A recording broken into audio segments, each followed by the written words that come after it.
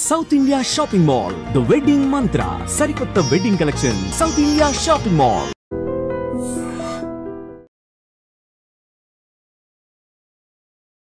నమస్కారం, welcome to I dream. ధర్మ మార్గం విత్ విజిత కార్యక్రమానికి స్వాగతం.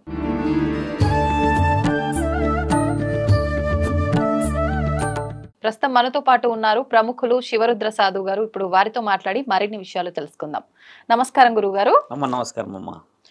గురుగారు, కొన్ని మనకు చెప్తూ ఉంటారు పెద్దవాళ్ళు, అంటే ఇది పురోహితుల రూపంలో మంత్ర రూపంలో వినే పదాలు కూడా కొన్ని ఉంటాయి. దాన్ని బట్టి మనం మన జీవితం అంతా కూడా ఇలా ఉండాలి, నిత్యం మనం ఇలా ఉండాలి, ఇలాంటివి మనం ఫాలో అవ్వాలి అని చెప్పి అర్థమవుతుంది. అలా ఒక ఎగ్జాంపుల్ కి తీసుకుంటే ధర్మార్థ కామ మోక్షములు అని చెప్పి అంటూ ఉంటారు. ఏంటి ధర్మార్థ కామ మోక్షములు అనే దాన్ని ఏ రకంగా అర్థం చేసుకోవాలి, దాన్ని ఏ రకంగా ఆచరించాలో తెలియజేయండి. అంటే మనం చాలా చిన్న విషయం నుంచి తీసుకుంటే అమ్మా, సూక్ష్మమైన విషయం ఇది. మీరు అడిగిన ప్రశ్న ఎలా చెప్పొచ్చు అంటే అమ్మా, కలియుగంలో ముఖ్యంగా ఈ జనరేషన్ అంటే గత 25 సంవత్సరాల నుంచి జరుగుతున్న ఈ ఒక పెద్ద ప్రవాహం ఇది. కామం, మద్యం, మాంసం, తర్వాత నృత్యం అని అంటే విలాసవంతమైనది ఏదైనా కావచ్చు, వ్యసనాలు అంటే వ్యసన పరులు. ఈ 3-4 విషయాలు మాట్లాడే ముందు ధర్మం వైపు వచ్చి మాట్లాడవచ్చు. పూర్వం నుంచి మొదలు పెడితేమ్మా ఋషి పరంపర అన్నది. ఋషి పరంపరలో 7 సప్త ఋషులు, వాళ్ళందరినీ పాలించిన మహర్షి వర్యులు. అంటే ముక్కంటికే తప్పలేదు కామానికి సంబంధించిన పరీక్ష.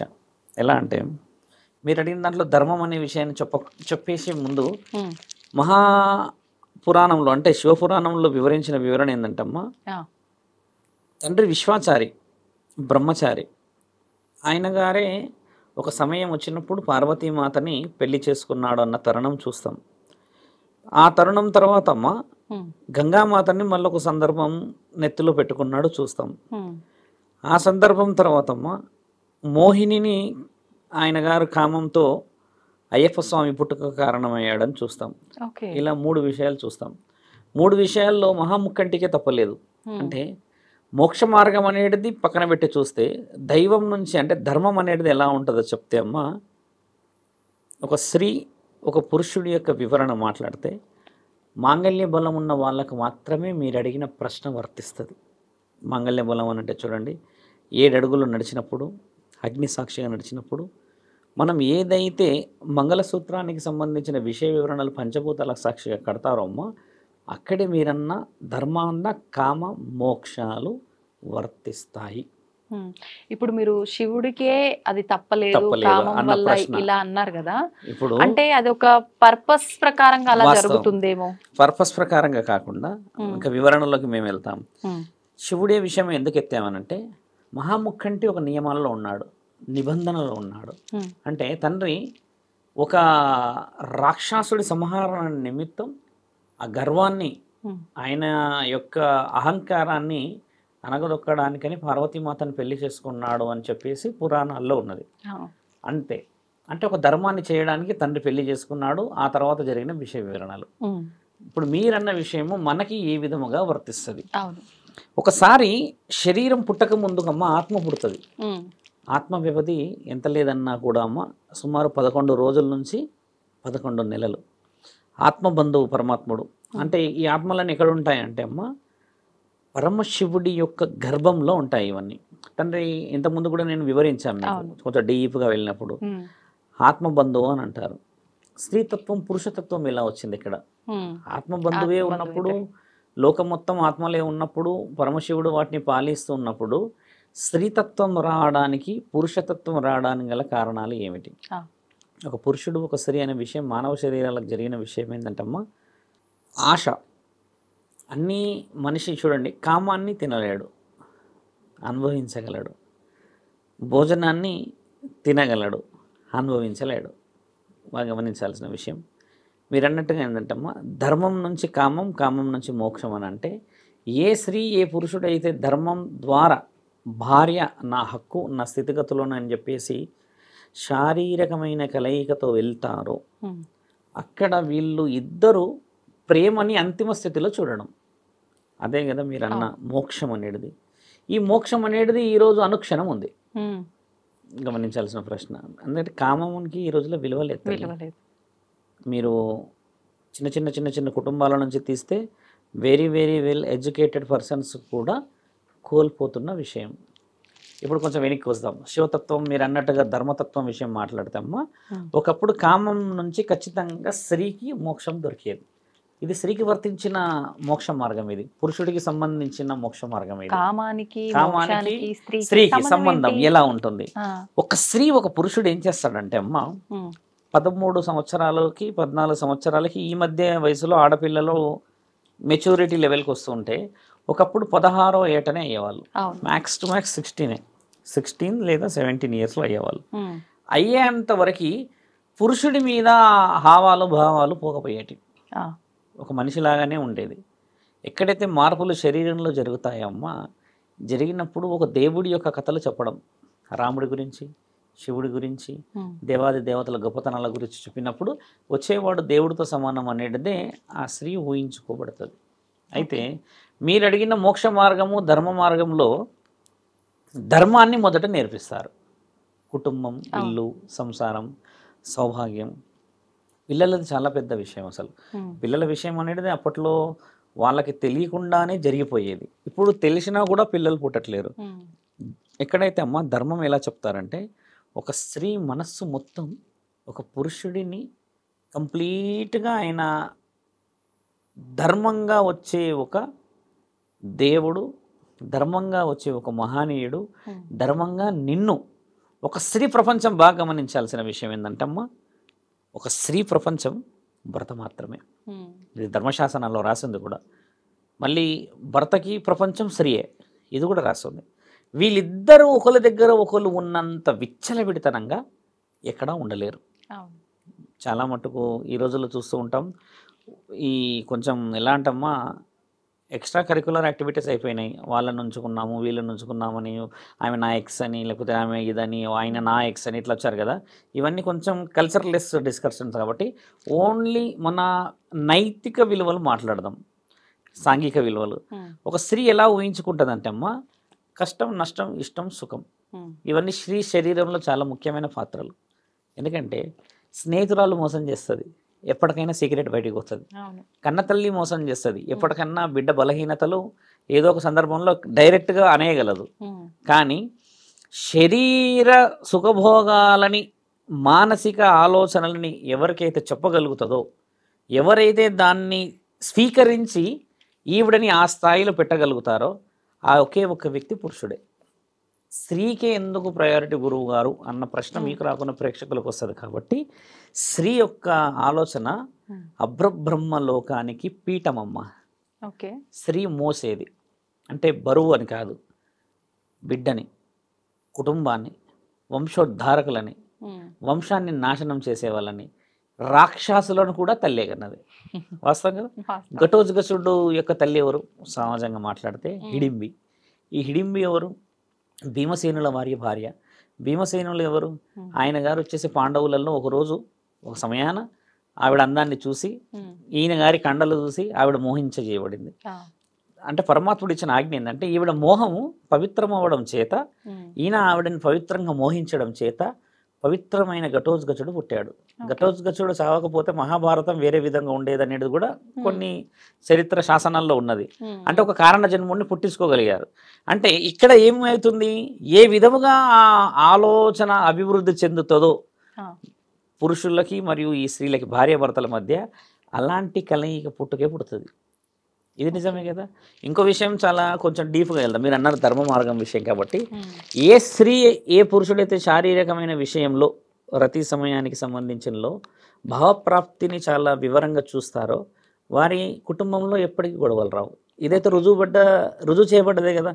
ఈరోజు నేను వచ్చి కూర్చొని చెప్పడం అని కాదు. It is a proven document in any circumstances. If you go for any universities అమ్మ, సైకియాట్రిస్ట్ నుంచి హిప్నటిస్ట్ వరకు, యూత్లో ఫస్ట్ క్వశ్చన్ ఏంటంటే, నేను కాకుండా నా దగ్గర లేనిది వేరే వాళ్ళ దగ్గర ఏమున్నది అనేది it is a universal fact.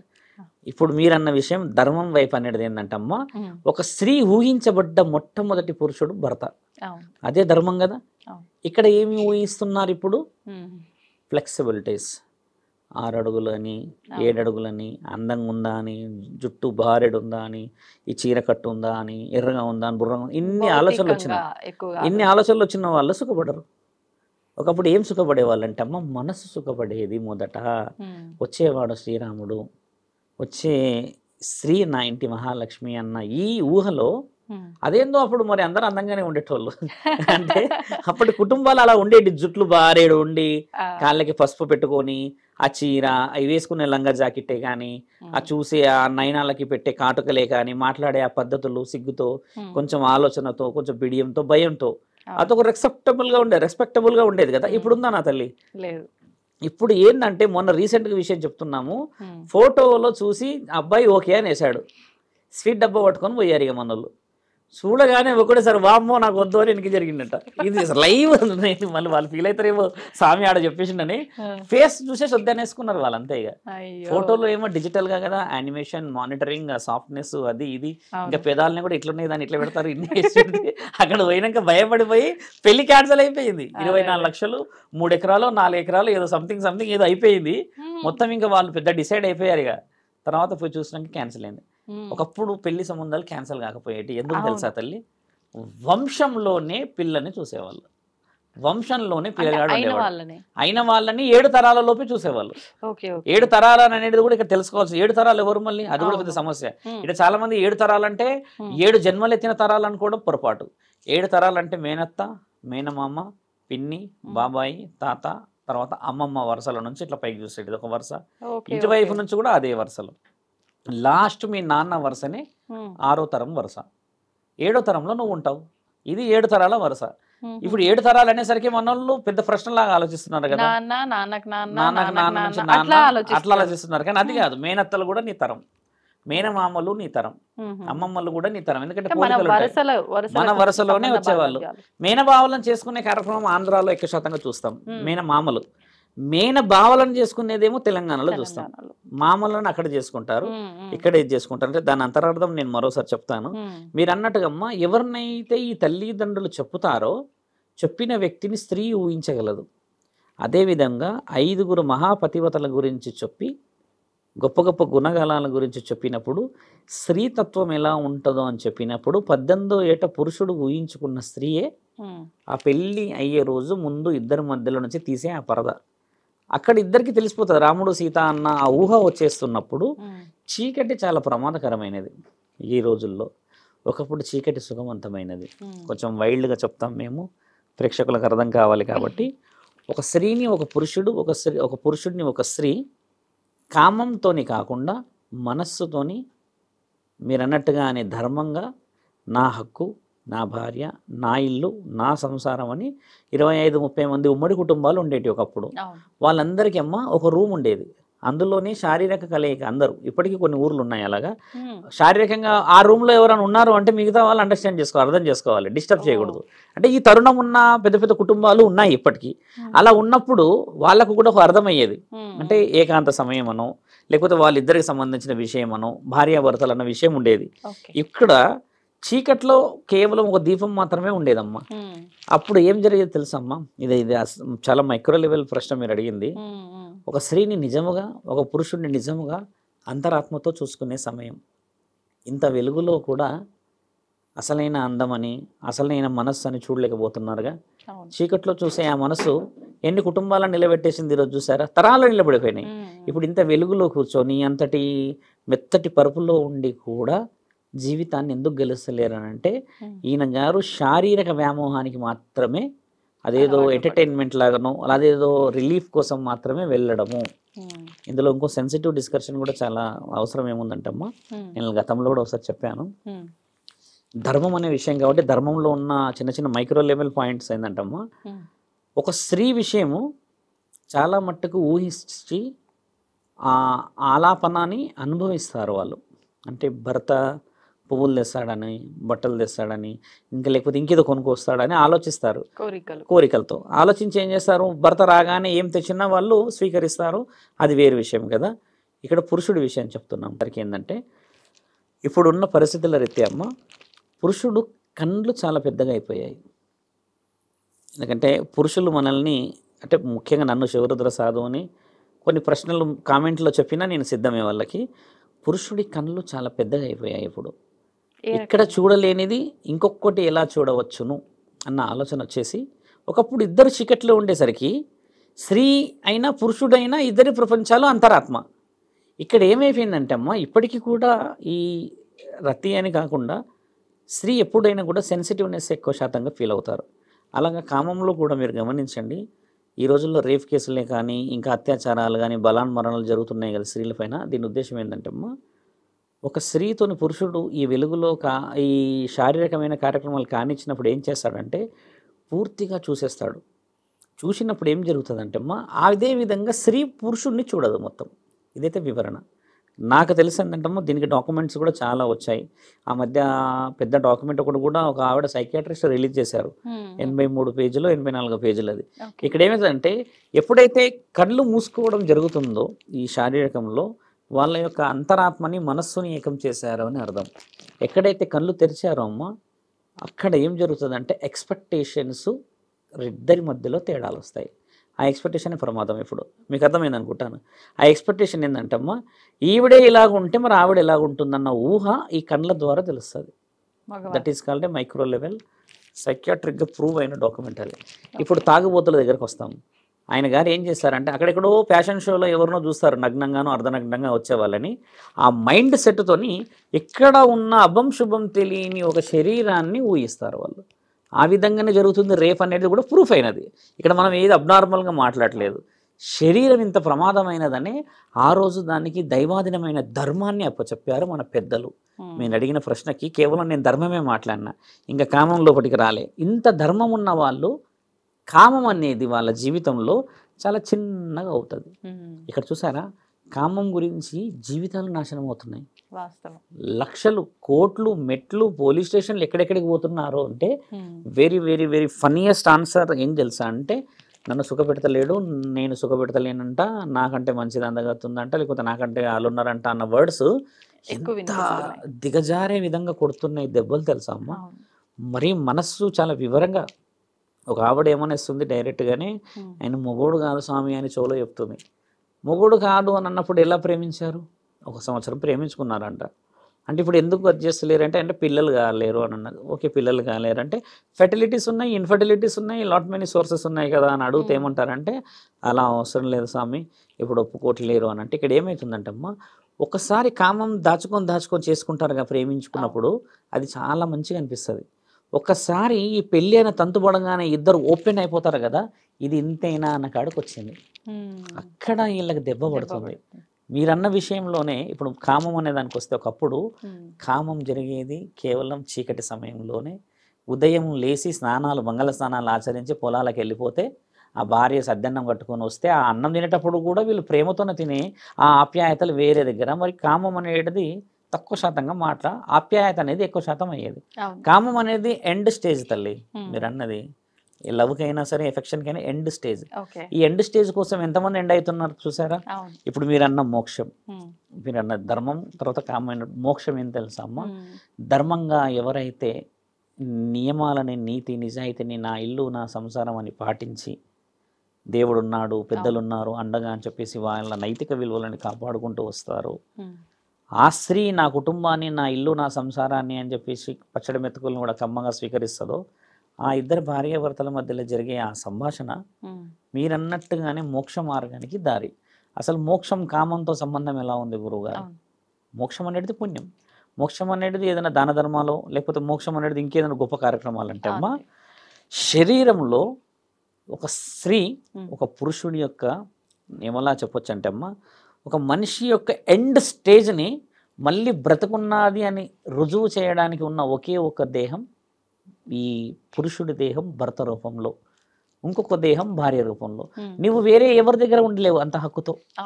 వేరే వాళ్ళ దగ్గర మీరు గమనించాల్సిన, చాలా మంది తెలియాల్సిన విషయం, we do sex with others but not responsibility. ఇది ఉంది కదా. ఇప్పుడు ఎక్కడైనా చూడండి, చాలామంది అంటారు మేము యూరోప్ పోయాము, లండన్ పోయాము, గోవా పోయాము అని అంటున్నారు. ఫిజికల్ అటాచ్మెంట్కి పోతారు కానీ మానసికంగా అటాచ్మెంట్కి పోగలరా? పోలేరు కదమ్మా. కాబట్టి ఏంటంటే, ఎవరైతే ఊహతోని కానీ ఆలోచనతోని కామాన్ని గెలుస్తారో ఖచ్చితంగా 7 జన్మల బంధం అది. ఇది 7 జన్మల బంధానికి ఎందుకు వచ్చిందంటే, ఒక భార్య ఒక భర్త మాత్రమే 7 జన్మలు ఉండగలడు. వాళ్ళిద్దరికీ ఉన్నది. ఒక మానవ శరీరం 84 సార్లు పుడుతుందమ్మా. చాలాసార్లు చెప్పాము కూడా, మనిషి శరీరం 84 సార్లు పుడుతుంది, 7 సార్లు కాదు. 7 సార్లు భార్యాభర్తలు మాత్రం పుడతారు. 7 జన్మల బంధం అని చెప్పేసి మనం మాంగళ్య బలంలో వింటాం ఆ మాట. పురోహితులు తర్వాత పెద్ద పెద్ద వ్యక్తులు చెప్తున్నప్పుడు 7 సార్లు మీ హస్బెండ్ని మీరు కోరుకోవచ్చును, తండ్రి తదాస్తు అనవచ్చును. 7 సార్లు అయితే ముమ్మాటికి తప్పదు ఖచ్చితంగా. 7 తరాలు అనేది అదే. అక్కడ మళ్ళీ ఇంకో ప్రశ్న ఏముందంటే 7 తరాలు అనేది అదే. మరి నీ వాళ్ళే వీళ్ళు, ఈ 7 తరాల్లో మీ వాళ్ళే, ఆ మేనత్తలు వీళ్ళంతా నీ అణువులే, వాళ్ళ అణువులోనే నువ్వు పుట్టావు కాబట్టి 7 తరాల్లో నీ పోలిక ఉంటుంది. చూడండి ఒక దగ్గర ఖచ్చితంగా మేనత్త పోలిక అని అంటారు, చిన్నమ్మ పోలిక అంటారు, కనీసం ఎక్కడో ఐబ్రోలానన్న పోలిక, ఏదో మాటల్లో కానీ చెవ్వో లేకపోతే ఇంకేదో పోలిక అంటారుగా. ఇలాంటి పోలికలు అనేది 7 తరాలు చూడడానికి ముఖ్యమైన కారణం. ఓపెన్గా చెప్పాలంటమ్మా, ఇప్పుడు 7 తరాలు చూసే పంతులు లేరు. ఉన్నారా? చూస్తున్నారా? ఇప్పుడు పంతులు కానీ పురోహితులు పెళ్లి చేసే వాళ్ళందరూ పెళ్లి ముహూర్తాలు పెడుతున్నంత బలంగా వాళ్ళ యొక్క నక్షత్రాల బలాన్ని పెడతలేరు. శ్రీకాల సర్పదోషాన్ని తీసేసిన పురోహితులు, శ్రీకాల సర్పం అంటే రాహు, కుజువు, సర్పదోషాలకు సంబంధించిన ఈ దోషాలు పోయిన తర్వాత అదే పరిస్థితుల్లో పెళ్లి కాకుండా పిల్లలు కాకుండా చాలా మంది ఎందుకున్నారంటే అమ్మ, తీసేవాడు కారణ జన్ముడైతేనే ఆ పాపం పోతుంది. అంత సులభంగా పోతుందా? ఇప్పుడు పరమాత్ముడు పెట్టిన ఒక శాపమే కానీ ఒక పాపమే నువ్వు చేసుకున్న గత జన్మల పుణ్యాలే కానీ, వచ్చేవాడు కారణ జన్ముడైతేనే, తీసేవాడు కారణ జన్ముడైతేనే అయిపోతాయి. ఇది రుజువు చేయబడ్డది. 60-70 సంవత్సరాలు ఉన్న పురోహితులు ఈ మధ్య కరువు అయ్యారు. వెరీ యంగ్ వస్తున్నారు. వాళ్ళు కూడా కొంచెం నీట్గా డ్రెస్సింగ్, తర్వాత పూజా గది నుంచి బయట, మనం గుడి నుంచి బయటికి రాగానే they wear sandals or shoes, jeans, T-shirt వేసుకొని ఇంకా వాళ్ళు కొంచెం ఆ స్టైల్ వేరే అయిపోతుంది కదా. అలాంటి తత్వం ఈ రోజులు ఏర్పడినప్పుడమ్మా నిజమైన తత్వం లేదు. మోక్ష మార్గం అనేది ఏంటంటే అమ్మా, పుణ్యం కొద్దీ నీ పిల్లలని 11-12 మందిని ఒకప్పుడు కనేవాళ్ళు కదా. కనేవాళ్ళు కూడా సుభిక్షంగా ఉండేవాళ్ళు. సాఫ్ట్వేర్స్ లేరుగా అప్పట్లో, లక్షల జీతం లేదుగా. అదే గొడ్డు కారం తిన్న తర్వాత ఎక్కడ తింటే మోక్షం వస్తుంది చాలామందికి తెలియాలమ్మా. నీ ఇంట్లో నీవు కష్టపడి తిన్న తిండితోనే మోక్షం దొరుకుతుంది. ధర్మంగా సంపాదించిన, ధర్మంగా నీ ఇంట్లోనే ఎందుకు తినాలంటున్న వర్డ్ ఏంటంటే, ఈ రోజుల్లో ఇంట్లో తింటలేరమ్మా పిల్లలు, అసలు తింటలేరు. మీరు గమనించాల్సింది, నేను బయట ఫుడ్ అయిపోయి నేను తినేసి వచ్చాను అనేస్తున్నారు కదా. మీరు ఎక్కువ శాతం గమనించండి. నాకు తెలుసమ్మా, ఒంటరిగా స్త్రీలు తింటున్నారు భోజనం ఈ రోజుల్లో. పురుషుడు 90% తాగి రావడము లేకపోతే ఇంకేదో చేసే వస్తున్నాడు. 10% వంచోళ్ళు ఉన్నారు. పిల్లలు కూడా తినేసేస్తున్నారు కదా. అమ్మ మాత్రం ఒకతే తింటుందమ్మా ఇంట్లో అన్నం. అది కూడా అమ్మ కూడా ఎవరితో తింటుంది తెలుసా? తోడు సీరియల్తో కూర్చొని తింటుంది. ఆయనతో మాట్లాడుకోవడానికి ఉన్నదే వాళ్ళు. అదే నాన్న వచ్చినప్పుడు పిల్లలు వచ్చినప్పుడు కూర్చొని తింటే కొట్లాడుకుంటాం మనం, బాధలు తెలుస్తాయి. అందరం పంచుకుంటే ఆ వండిన కుండలో ఏముంటుందో పిల్లలకు తెలియదమ్మా. అందులో అమ్మ కష్టం ఉన్నదా నాన్న కష్టం ఉన్నదా తెలియకుండా నువ్వు ఇచ్చే 200-300 అందరు గెట్ టుగెదర్గా వేసేసుకొని తినేసి వస్తే కడుపు నిండుతుంది. అసలైన కడుపు మాడుతుంది ఎవరో తెలుసా అమ్మ? ఇంట్లో స్త్రీలకే మాడుతుంది. ఇది ముమ్మాటికి ఒప్పుకోవాల్సిందే. ఫ్రిడ్జ్ తీయండి ఒకసారి, వారం రోజుల మెనూ ఉంటుంది అందులో, అన్నీ అదే స్టోర్ అయి ఉంటాయి కదా. మరి పిల్లలు తినాలనే వండితే మరి పిల్లలు ఎక్కడ తినకుండా ఉంటే మరి ఆ తల్లికి బాధ. వృధా చేయలేము, పాడు చేయలేము, డబ్బులతో తెచ్చుకున్నాయి. పెద్ద మనుషులు ఉంటే ఓకే తినేస్తారేమో, కానీ ఈ రోజుల్లో ఇండివిజువాలిటీ ఫ్యామిలీస్ ఎక్కువైపోయినాయి అమ్మా. కాబట్టి చూసారా, అక్కడ లేని సుఖము పరమాత్ముడు ప్రత్యేకంగా పెట్టిండంటే నమ్ముతామా అమ్మ? పెట్టిండొచ్చా? పెట్టలేడు. చితి మీద ఎందుకు కాల్చాలంటారు తెలుసా మనిషిని? కాలేటప్పుడన్నా కనీసం అరుస్తావు నువ్వు అని. ఆ కాల్చేటప్పుడు నీ శరీరం ఎంత తీయగా ఎంత ముద్దుగా ఇట్లా చిన్నగా పౌండ్స్ పౌడర్ పెట్టి ఫెయిర్ అండ్ లవ్లీ పెట్టి నీట్గా సాఫ్ట్గా పెంచుకున్నావు కదా. ఆ శరీరాన్ని అక్కడ తెల్ల బట్ట మీద ఎందుకు పెడతారంటే, ఒక మచ్చ చూపెట్టు, ఒక జోబు చూపెట్టు, నువ్వు ఏదైనా తీసుకొచ్చేది ఉందా అని చూపిస్తే అందులో మచ్చ ఉండదు, జోబు ఉండదు తేయడానికి. ఆ తెల్ల బట్టలో ఎందుకు చూస్తారంటే అమ్మ, నీ వచ్చేటప్పుడు పవిత్రంగానే వచ్చావు, పోయేటప్పుడు పవిత్రంగానే పోతున్నావు, కానీ పుణ్యం లేకుండా పోవడం చేత నిన్ను కాల్చడం జరుగుతుంది. బాగా గమనించండి. కొంతమందిని కాల్చనియరు మన వాళ్ళు బాధపడి, ఎందుకంటే మా జ్ఞాపకం కావాలి, మేము సమాధి పెద్ద కట్టుకుంటాము, పాలరాతితో కట్టుకుంటాము అంటారు కదా. ఒక చితి కాలకపోతే మరో జన్మ కష్టంగా రాదు. కొంతమందిని చూడగానే ఏమనిపిస్తుంది అంటే అమ్మ, ఏ జన్మ పుణ్యం చేసుకున్నాడో, ఎంత నిమ్మలంగా ఉన్నాడు మనిషి, ఆస్తులన్నీ కూడా పెట్టేసేసి అలా బాల్కన్లో లగ్జరీగా తిరుగుతున్నాడు అని అనిపిస్తుంది కదా. ఈ జన్మ పుణ్య ఫలితం కాదు, ఏదో జన్మలో చేసుకున్న పుణ్య ఫలితాన్ని పరమాత్ముడు పుట్టిస్తాడు. మోక్షం అంటే ఏం తెలుసా అమ్మ? మనిషి దగ్గరికి అన్ని రావడం కాదు, మనిషి అన్ని తెచ్చుకొని సుఖం అనుభవించడం. అనుభవించటం. ఇదే కదా మీరు అన్న ధర్మము, కామము, మోక్షం. ఈ 3 కేవలం ఒక ఆడ ఒక మగ అందులో భార్యాభర్తలకు మాత్రమే వర్తిస్తాయి. ముఖ్యంగా చాలామంది చెప్తున్నాం మోక్షం అనేది యువకులకి వర్తించదు, కామము వర్తించదు. మీరన్న ధర్మాంధ కామములు అనేది కూడా పరమాత్ముడి ఆజ్ఞతోని మాత్రమే నీ యొక్క శరీరాలకి పుట్టక ముందుకి అక్కడ ఆకాశ మార్గంలో ఆయన గారు చేసే స్వర్గపు పెళ్ళిళ్ళల్లో ఆత్మలకు జరుగుతాయి. మీ ఇద్దరు కలవాలి అని అప్పుడు మాత్రమే ఆత్మలకి అంటే నీ యొక్క సోల్స్ తోని ఫస్ట్ డిసైడ్ అవుతుంది ఈ ఆత్మ ఈవిడకి, ఈ ఆత్మ ఈయనకి అని. ఆ డిసైడ్ అయిన శరీరాలే ఇప్పుడు భూమండలంలో కలుస్తాయి. కాబట్టి ఏంటంటమ్మా పెళ్ళిళ్ళు నిర్ణయించబడేటి స్వర్గంలో అని చెప్పి రాసింది కదా స్లోగన్, ఊరికే లేదు కదా. ఎక్కడ మీరు బాగా గమనించాలి, భాగమతి అంటే మీకు తెలుసా, పేరున్నా ఉండవచ్చు, హైదరాబాద్ పేరు భాగ్యనగరం. 3.5 కిలోమీటర్లు ఆ కులీ కుతుబ్ షా వంశస్థులు ఆయన గారు దాని మీద వెళ్తూ వెళ్తూ వెళ్తూ గుర్రం అక్కడ పెట్టి ఆ బుడదలో ఈత కొట్టుకుంటూ అటు పోయేవాడంట. ఆవిడనేమో చిన్న ఈ బజార్ లాంటి దాంట్లో ఒక వ్యాపారం ఏదో చిన్నది ఏదో చేసుకునేదంట. ఆవిడ అందాన్ని చూడడానికి పోయేవాడంట. మరి ప్రేమ అంత గొప్పది కాకపోతే ఆ మూసీ నదులు ఎందుకు పెడతాడు తండ్రి దారి? వాస్తవంగా ఆయన రాజు కాబట్టి ఆ రాణిని ఎత్తుకరామని చెప్పొచ్చుగా, ఎందుకు ఎత్తుకరాలేడు తల్లి? వివరంగా ఆలోచించండి. ప్రేమ ఎత్తుకొస్తే రాదు, ఎత్తుక్కుంటూ ఎత్తుక్కుంటూ ఎత్తుక్కుంటూ పోతే ఒక్కసారి చూసే ఆ చూపు మళ్ళీ ఆ బురదలోకి లైఫ్ టైం వెళ్ళిపోమని వెళ్ళిపోతాం. ఆ చూపు కోసం వెళ్తారమ్మా. ప్రేమ అలా పుడుతుంది, నాకు తెలిసి అలానే పుడుతుంది. నాకు తెలిసి ఇంత జనరేషన్లో, ఇంత స్పీడ్ జనరేషన్లో కూడా అలానే పుడుతుంది ప్రేమ, అంతే కదా. సడన్ గా పుడుతుంది, భయంకరంగా పుడుతుంది. ఎట్లా అంటే ఇక ఏడబడతాడ పుట్టేస్తుంది, అదొచ్చిన సమస్య. వాళ్ళు ఏమనుకుంటారు కానీ అలా అనకూడదు. నిజమైన వాళ్ళు, నిజమైన ప్రేమికులు కూడా ఉన్నారు ఇక్కడ. పాపం వాళ్ళు అనుకుంటారు ఈయన మా మీద పడ్డాడని.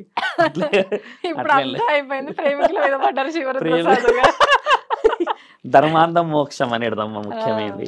ఇలాంటివి చెప్పట్లేరు. నేనేమంటా అంటే పురోహితులు చెప్పాలి తల్లి, మోక్షము ధర్మము చెప్పవలేను. పెద్ద మనుషులు అయిన తర్వాత ఆడపిల్లలకి రీతి నేర్పించడం ముఖ్యమైనది, పురుషుడికి రీతి నేర్పించడం ముఖ్యమైనది. ఎందుకంటే అమ్మాయిలు ఈ రోజుల్లో మెచ్యూరిటీ 13-14 ఇయర్స్ వచ్చిన తర్వాత అమ్మ 16th 17th ఇయర్ వచ్చేసరికి వాళ్ళ శరీరాలు ఒకసారిగా చూస్తే 25-30 సంవత్సరాలలాగా అయిపోతున్నారు. వయసు ఎక్కువ. ఎందుకంటే అమ్మ హైబ్రిడ్ ఫుడ్, హైబ్రిడ్ వాతావరణము, వీటన్నిటికి మించి హైబ్రిడ్ ఐస్. నువ్వు చూసే ఈ యూట్యూబ్ కానీ ఈ ఫేస్బుక్, ఇన్స్టాగ్రామ్ ఏమవుతుందంటే బాడీలో మొబిలైజేషన్ ఎక్కువ ఉన్నది. అంటే ఈ హార్మోన్స్ హెవీ ఫిల్టరైజేషన్, ఈ హెవీ ఫిల్టరైజేషన్ అయిపోయేసరికి 40 సంవత్సరాలలో చూడాల్సిన బ్లడ్ షుగర్లు ఇవన్నీ 22-30లకు వస్తున్నాయి. అంటే దాని కారణం మన చేతిలో ఉన్నది. దాన్ని ఎలా తీసుకోవచ్చు వెనక్కి అనే విషయం చాలామంది ప్రయత్నం చేస్తున్నారు ఇప్పుడు. కాబట్టి మీరు అడిగిన ధర్మ కామ మోక్షాలు అనేటివి చూడండి అమ్మా, చాలా చిన్న విషయాలు కావు ఇవి, ఇంకా డీప్గా పోవచ్చు. చాలా డీప్ విషయాలు. తల్లిదండ్రుల ముఖ్య పాత్ర ఇక్కడ చాలా అవసరం అమ్మా.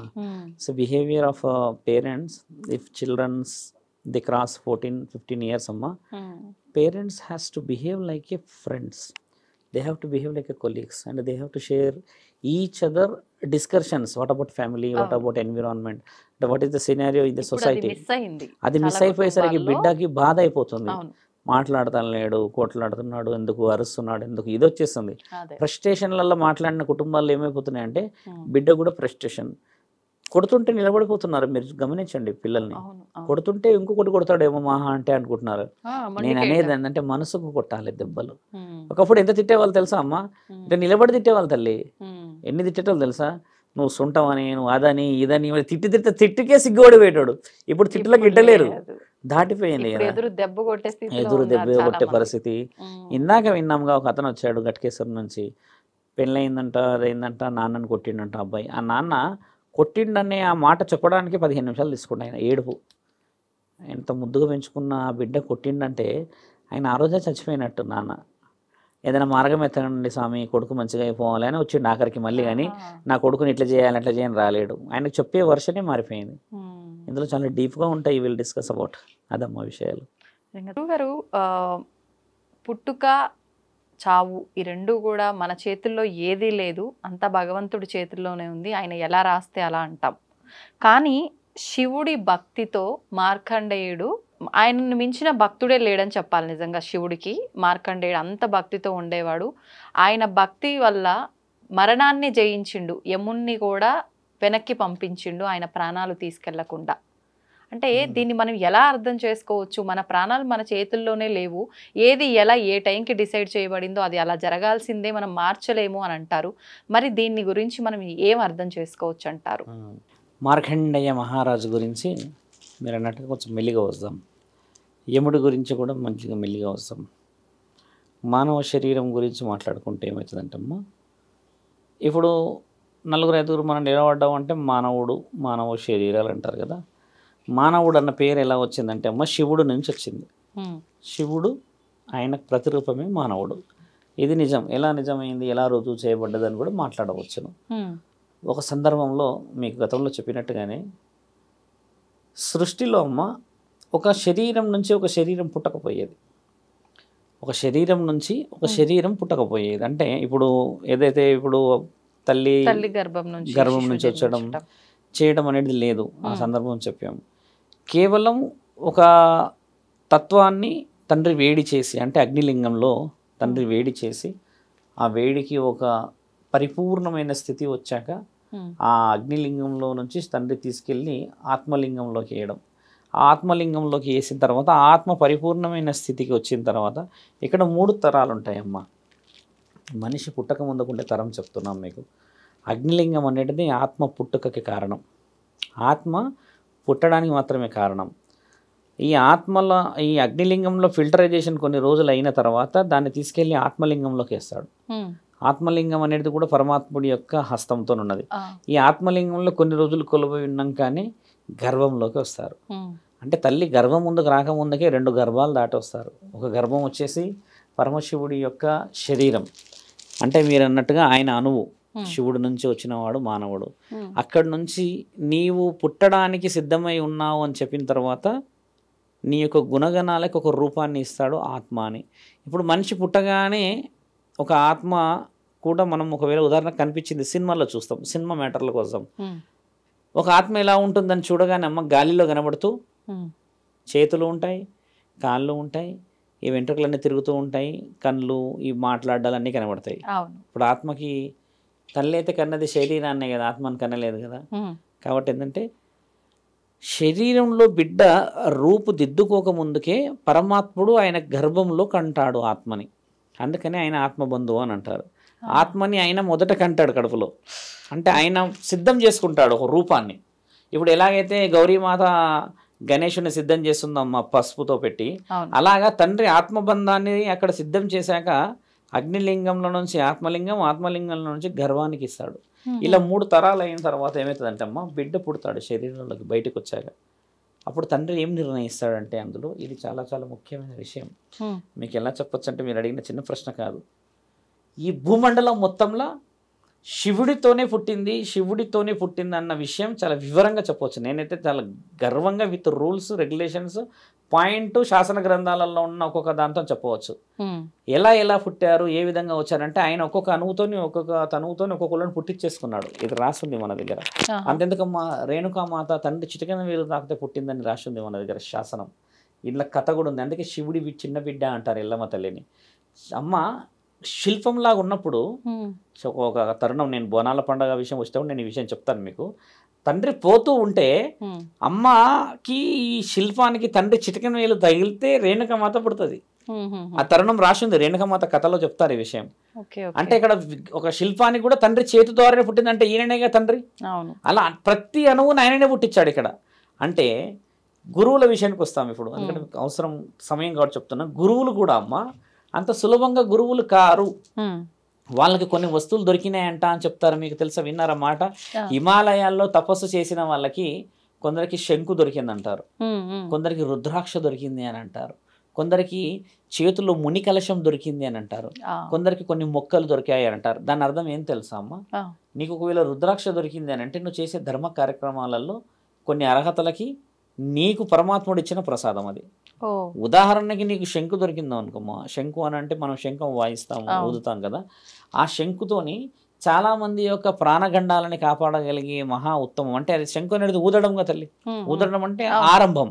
ఇలాంటిది చేయవచ్చునండి. ఒకవేళ ధన్వంతరి ఒక కలశం దొరికింది అనుకోమ్మా, నీవు ఆయుర్వేదిక వనమూలికల ద్వారా ప్రాణాన్ని కాపాడగలుగుతావు అని తండ్రి నీకు ఇచ్చిన ఒక చిన్న అవకాశం. అలా చాలామంది గురువులు చెప్పారు కూడా, మా గురువు గారికి హిమాలయాల్లో అక్కడ దొరికిందంట అంటే, మరి అక్కడ ఎవరు పెట్టారు? అది ఎవరు పెట్టారు అంటే అక్కడ శివుడు పెట్టి వెళ్తాడు. అవి ఆయన ఒకప్పుడు తపస్సు చేసినప్పుడు ఒక కారణ జన్ముడు ఇక్కడికి రాగలుగుతాడని, ఒక కారణ జన్ముడి చేత ఒక పని జరుగుతుందని చెప్పేసి అక్కడికి వాళ్ళని పంపించినప్పుడు వాళ్ళది స్వీకరిస్తే ఇది మా వరప్రసాదం అని తీసుకొచ్చిన వాళ్ళు లక్షల అఘోరాలు ఉన్నారు. ఇప్పుడు మన దురదృష్టం ఏంటంటే అఘోరాలు ఇంటర్వ్యూలు దొరకవు, కానీ వాళ్ళని అడిగితే ఇలాంటి విషయాలు చెప్పవచ్చిన వాళ్ళు. ఎలా దొరుకుతూ వచ్చిన వాళ్ళు ఎక్కడ పుట్టాలనేది నిర్ణయించేది పరమాత్ముడు. మీరు అడిగిన ప్రశ్నలకు వస్తాం. యముడు తర్వాత యముడి పూర్తి పేరు. యమలోకం ఎక్కడ ఉంది? మీరు మంచిగా గమనించాల్సిన విషయం ఇది. యమలోకం మీకు తెలిసి ఎక్కడ ఉంది చెప్పండి కదా? పైన కైలాసం పైన. యమలోకం వచ్చి భూలోకంలో ఉంది.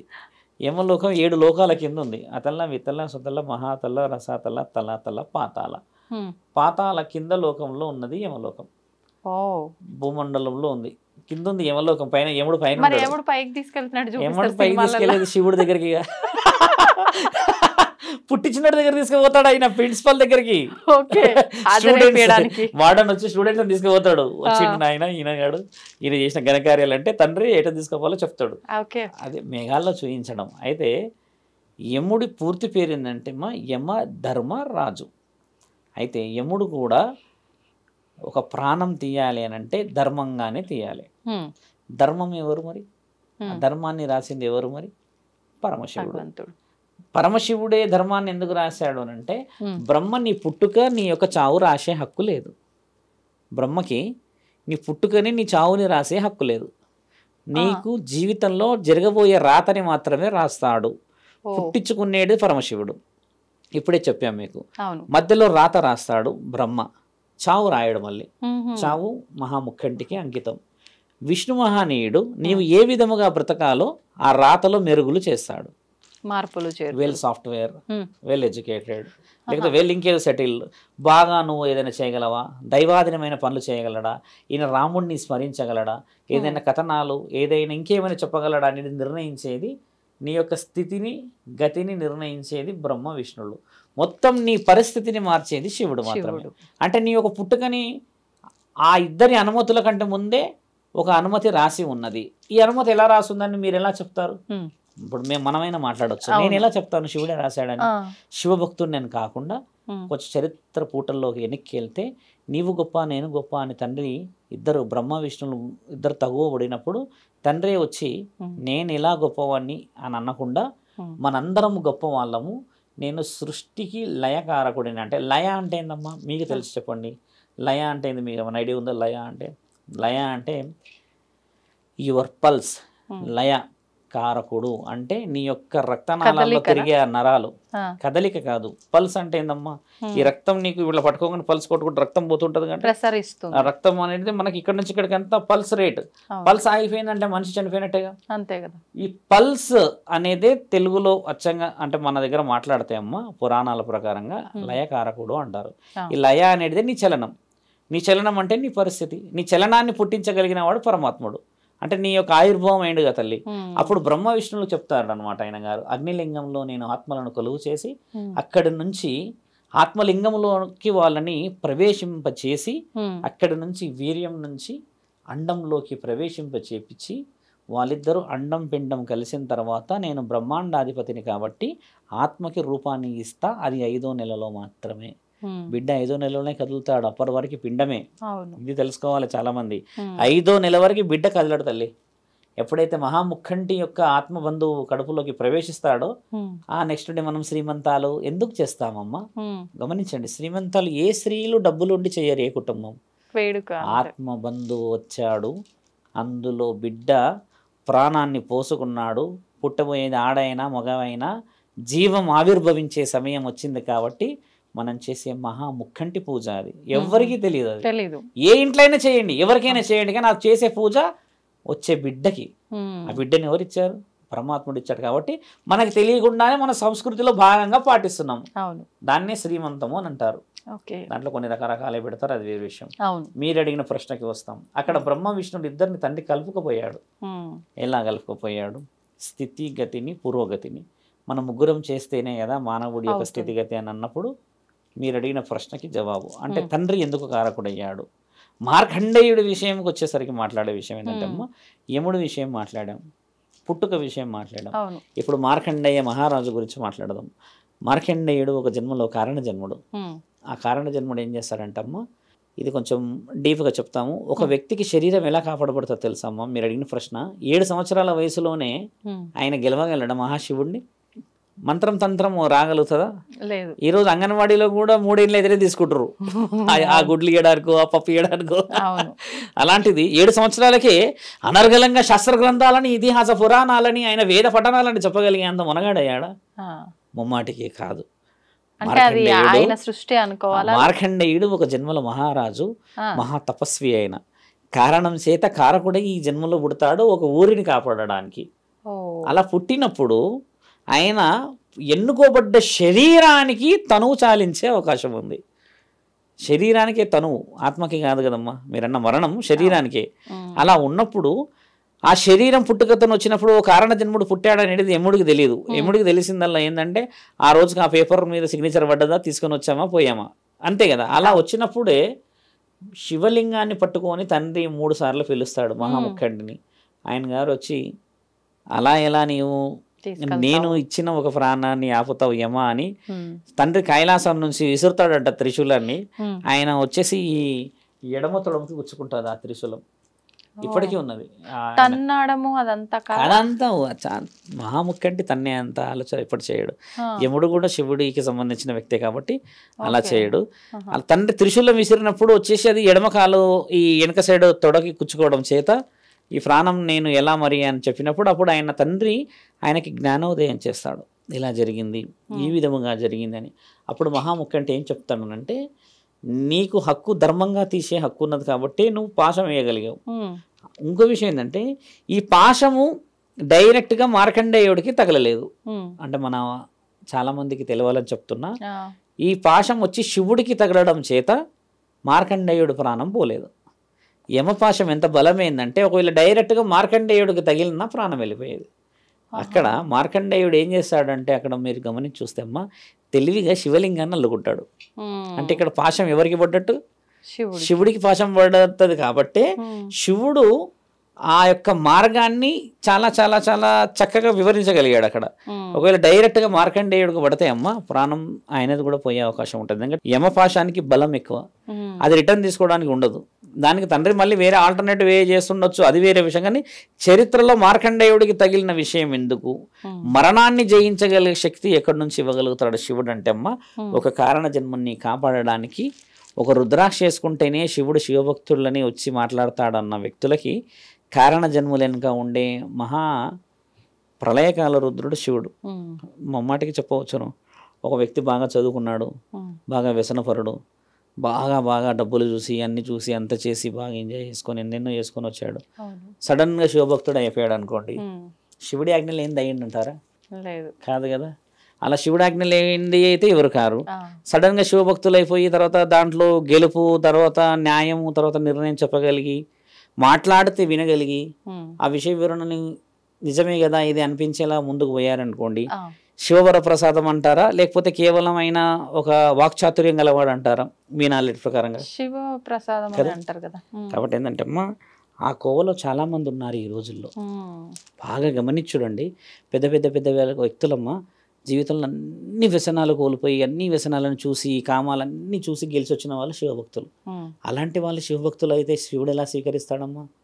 తండ్రికి బుద్ధి లేదా, తల్లికి బుర్ర లేదా? ఇది కూడా ఆలోచించవచ్చుగా. అలా ఎలా స్వీకరిస్తాడు శివుడు? అంటే ఈ జన్మ బంధం కాదు నీది కాబట్టే, ఆ జన్మ ఆది బీజము నువ్వు కాబట్టే నీ ఆత్మని నేను ఏ సమయంలో ఏ విధముగా ఎక్కడ ఏ విధముగా ఉపయోగించాలనేది నిర్ణయించడం నాకు తెలుసు.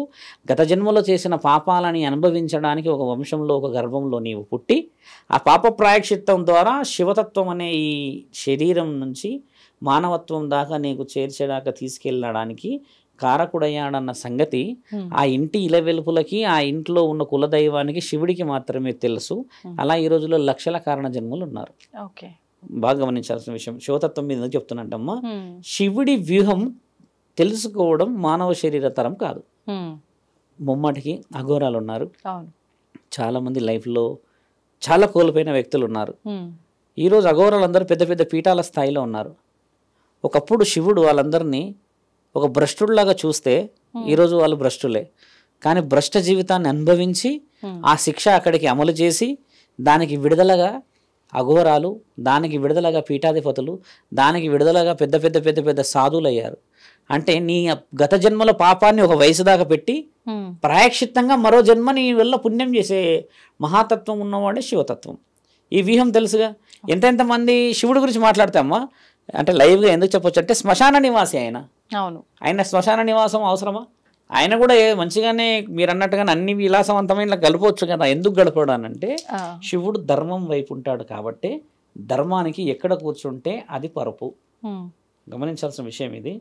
శివుడు శిక్షలు ఎందుకు వేస్తాడు, శివుడి ఆజ్ఞ లేనిది చీమ ఎందుకు కుడుతుంది, ఆయన ఆజ్ఞ లేనిది ప్రాణం ఎందుకు పోతుంది అని అన్న కొందరు వ్యక్తులకు చెప్పేది ఏంటంటమ్మా, నీకు తెలిసినది న్యాయం ధర్మం అనేది నిజంగా జరిగినదా జరగలేదా అని నీ మనస్సాక్షికి తెలుసు కదా. నువ్వు దొంగ చేసావా, దొంగతనం చేసావా, వ్యసనపరుడువా, లేకపోతే ఎవరన్నా మోసం చేసావా, అప్పులు ఇచ్చిన వాడిని మోసం చేసావా అని చెప్పేసి తెల్ల బట్టలు వేసేసుకొని ఒళ్ళంతా బంగారం వేసుకుంటే సరిపోదు. అసలైన తత్వాన్ని చూసిన వాడు పైన ఉంటాడు కదా, ఆయన వేస్తాడు చూడమ్మా శిక్షలు. కాబట్టి ఆయన నిర్ణయాలతోనే జరుగుతాయి జీవితాలు. ఇక్కడ శివుడికి చెప్పిన విషయంలో మీరు అన్నట్టుగానే మార్కండేయుడి విషయం కాదు, ఇప్పటికీ కూడా లక్షల కుటుంబాలు కాపాడబడుతున్నాయి అని అంటే ఇంకా పుణ్యం ఉన్నది అని అంటే ఏ జన్మలో చేసిన మన పుణ్యాలే మనని చూపిస్తున్నాయి. ఈ రోజు విశ్వవస్తు సంవత్సరం ఇది మీకు తెలిసిందే. ఈ సంవత్సరంలో అమ్మ మనం మొదట పంచాంగం చెప్పినప్పుడు భూకంపాలు ఎక్కువ వస్తాయని నేను అన్నప్పుడు ఏమైందంటే కొంతమంది కామెంట్లో అంత సీన్ లేదులేండి ఈయనకి ఏదో తెలుసు కదా అని అన్నారు కదా. ఈరోజు మే, ఇప్పుడు కూడా బయట వర్షమే పడుతుంది. మేలో వర్షాలు పడడం మనకు సహజంగా లేదు ఎక్కువ శాతంగా. జూన్లో 12, 13 తారీఖు తర్వాత ఋతుపవనాలు చురుకుగా కదులుతాయి కదా. ఇప్పుడు ఇలా అకాలంగా వస్తున్నాయి అంటే దీని అర్థం ఏం తెలుసా అమ్మ, ఇక్కడ చెడు పెరిగిందని ఒకళ్ళు అన్నారు, కొందరు అన్నారు దేశాల మధ్య యుద్ధాలు జరుగుతున్నాయని కొంతమంది అన్నారు, ఇంకా ముందు ఆడపిల్లలకు రక్షణ లేదు అన్నారు కదా. ముమ్మాటికి ఇక్కడ ఏమవుతుందంటే అమ్మ, ఇప్పుడు మీరన్న విషయంలో ఫిల్టరైజేషన్ జరుగుతుంది ఇప్పుడు సొసైటీలో. ఫిల్టరైజేషన్ ఇప్పుడే జరగాలి. పాపం చాలా పండింది కదా, హద్దు వద్దు లేదు కదా. కాబట్టి ఇక్కడ ఎవరెవరిని ఏమేమి చేయాలంటే ఫిల్టరైజేషన్ జరుగుతుంది.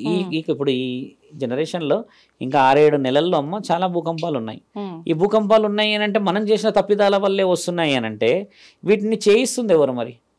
భూకంపం ఆగడానికి నువ్వు హోమం ఏదైనా చేసావా? నిజంగా ఆగుతుందా? చేస్తే లేదు. ఎవరైనా చేశారా? చేయలేరు.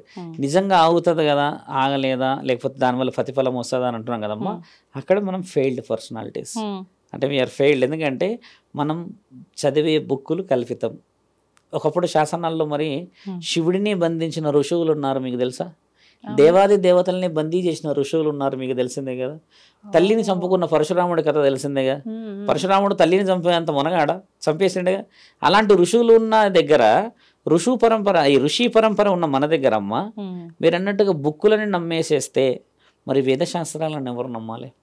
వేదశాస్త్రాలను నమ్ముతలేరు ఇప్పుడు. మీకెందుకమ్మా వేదశాస్త్రాలు ఇప్పుడు 50 సంవత్సరాల నుంచి అంత కల్పితం అయిపోయినాయిగా. అంత ముందుకున్న శాస్త్రాలు వేరు.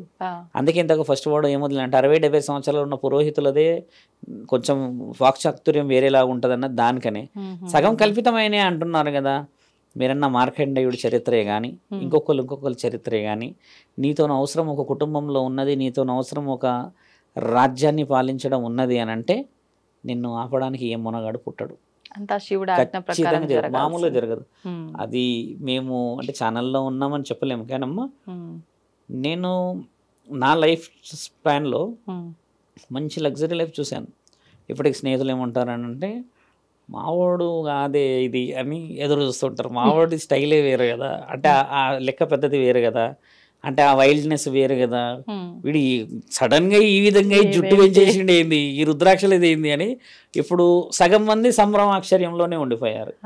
నేనేం ఆలోచిస్తానంటే గత జన్మలో ఏమేమి పాప పుణ్యాలు చేసామో ఇక్కడ దాకా జీవితాన్ని ఆపిండు, ఇక మొదలు పెట్టిండు అని అంటాం. సగం మంది ఇప్పుడు నమ్మడానికి ఆలోచిస్తూ ఉంటారు. అంటే ఒకప్పుడు ఏంది టక్కుటిక్కేసి మనిషి ఎటు పోయేటోడు, ఇప్పుడు ఏంది అని అంటే ఇప్పుడు మొన్న మా స్నేహితులు కలిసారు. స్నేహితులందరూ ఆనందం ఎలా ఉందంటే అమ్మ, ఒకప్పుడు మావోడు అని చెప్పి వెనకాల మాట్లాడిన వాళ్ళు ఈరోజు భుజం మీద చేతేసి దగ్గరకు వచ్చి నిలబడి మాట్లాడుతున్నప్పుడు కలిగే ఆ గౌరవము పరమశివుడి ఆధీనమే. అంతే. గౌరవము కోరుకుంటూ వస్తుంది ఆ తల్లి రాదు, పరమశివుడి ఆజ్ఞతోనే వస్తుంది అంటారు. దానికి మనం ఎన్ని ప్రయత్నాలు ఎన్ని కష్టాలు పడితే వస్తుంది.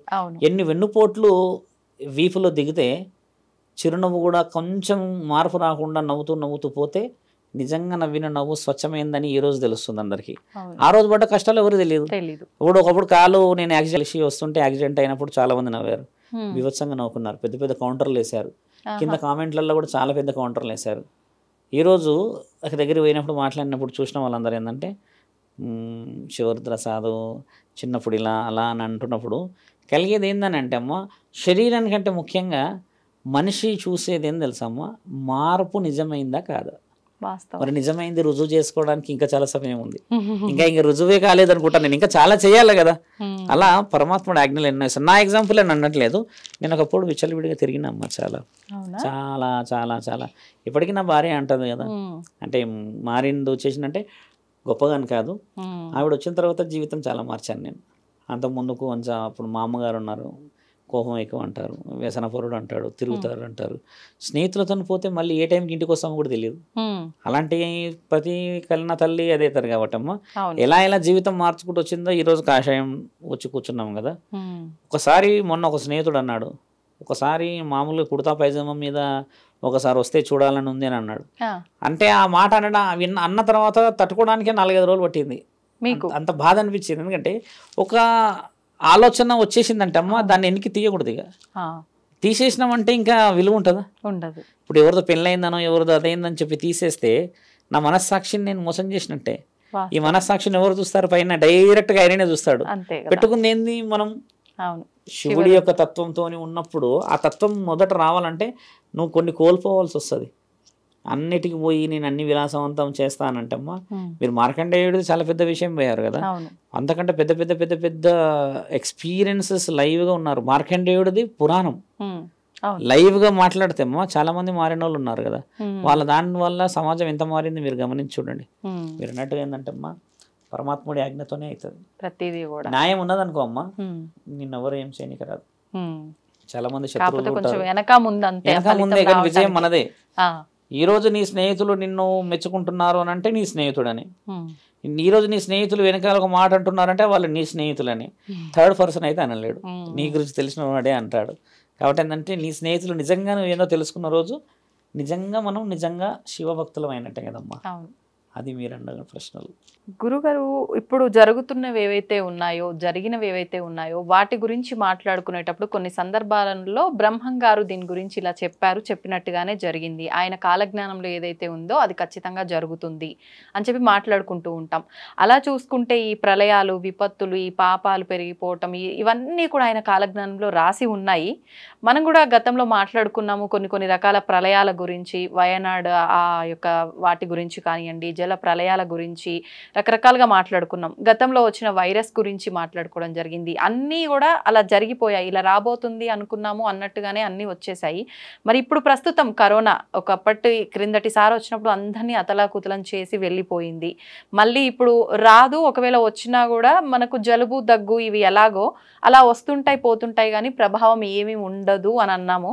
కానీ ఇప్పుడు ఆల్రెడీ మన దగ్గరికి రావటము, ఒకరిద్దరు మరణించటము లాంటి వార్తలు వింటున్నాం.